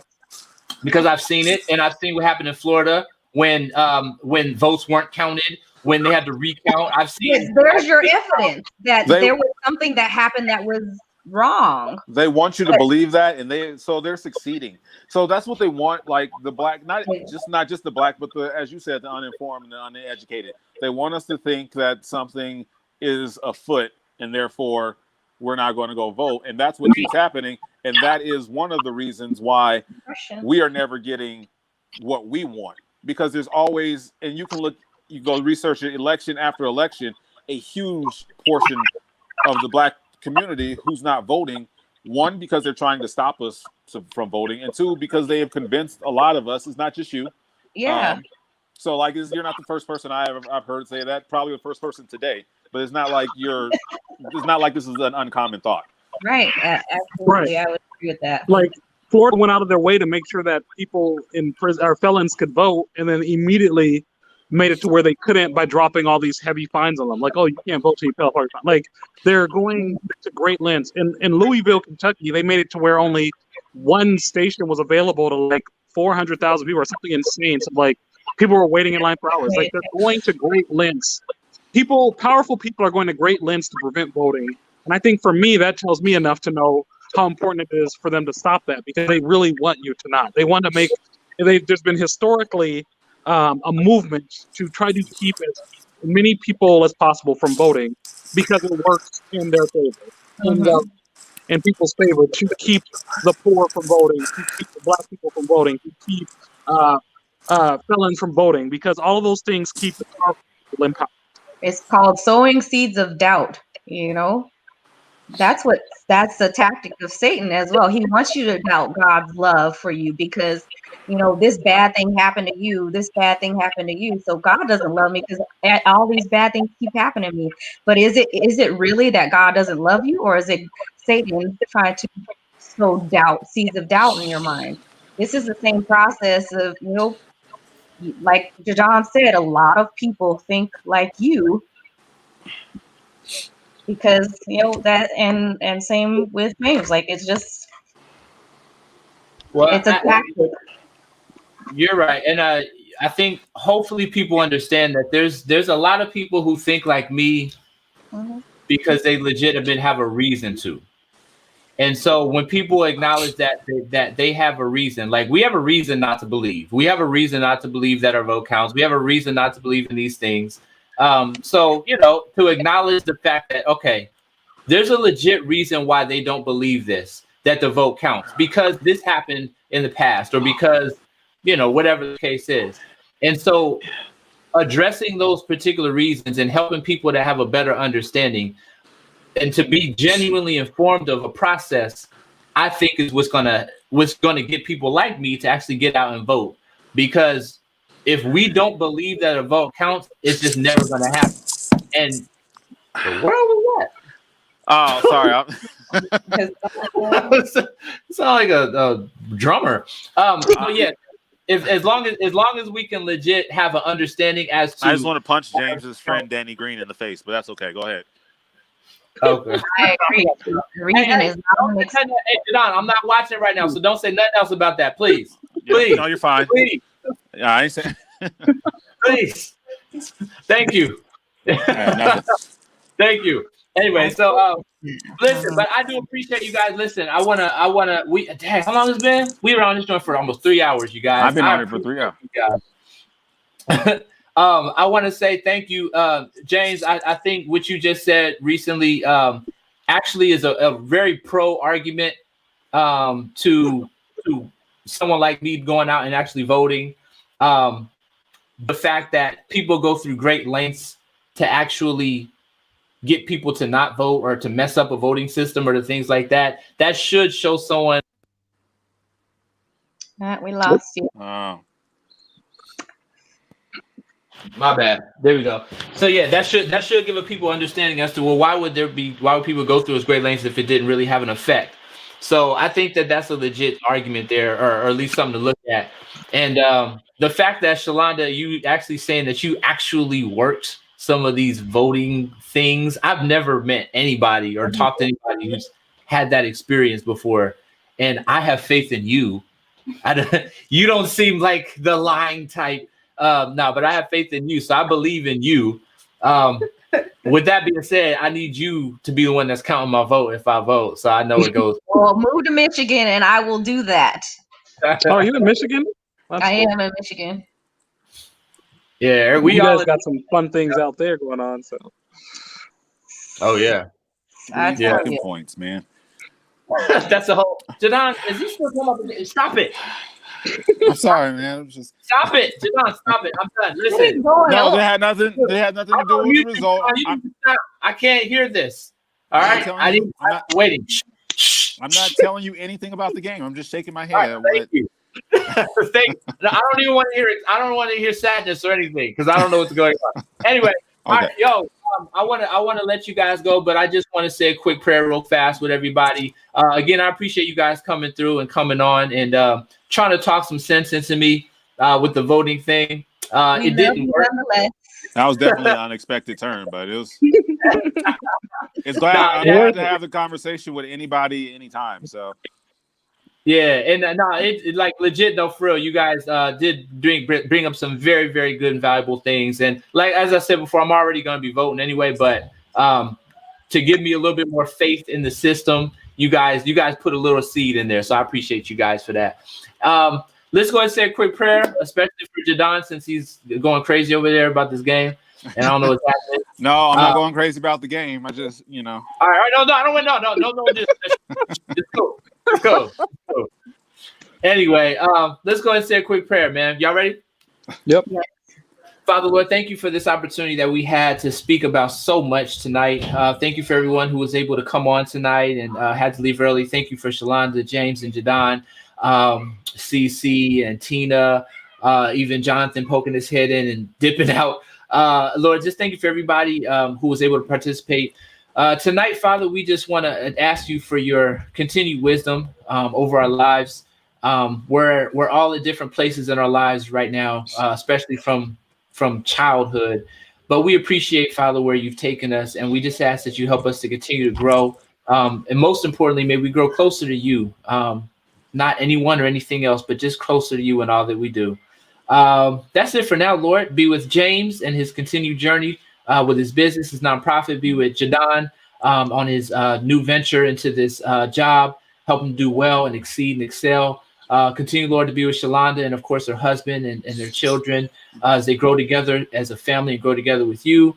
And be with everyone else, Father, who's watching now and who was on earlier. We love you. We ask everything in Jesus' name we pray. Amen. Amen. Amen. All right, y'all, man. I appreciate you guys. I love you guys. Thanks You're for loved and appreciated. taking the initiative. Until the next one. Yeah, thanks for doing this, man. This is cool. Soon. Do it again. Yeah, you should totally do this again. Absolutely. We do all sorts of topics. We get all kinds of. Yes. Let's do it. What's the next hot topic? We'll figure that out. Maybe in a couple months we'll do it. I got one right I'll now. tell you one. We'll talk about the Lakers. No, just play. I'm just kidding. Stop it. I gotta go. All right. All right. I got it. Love y'all. All right. How do I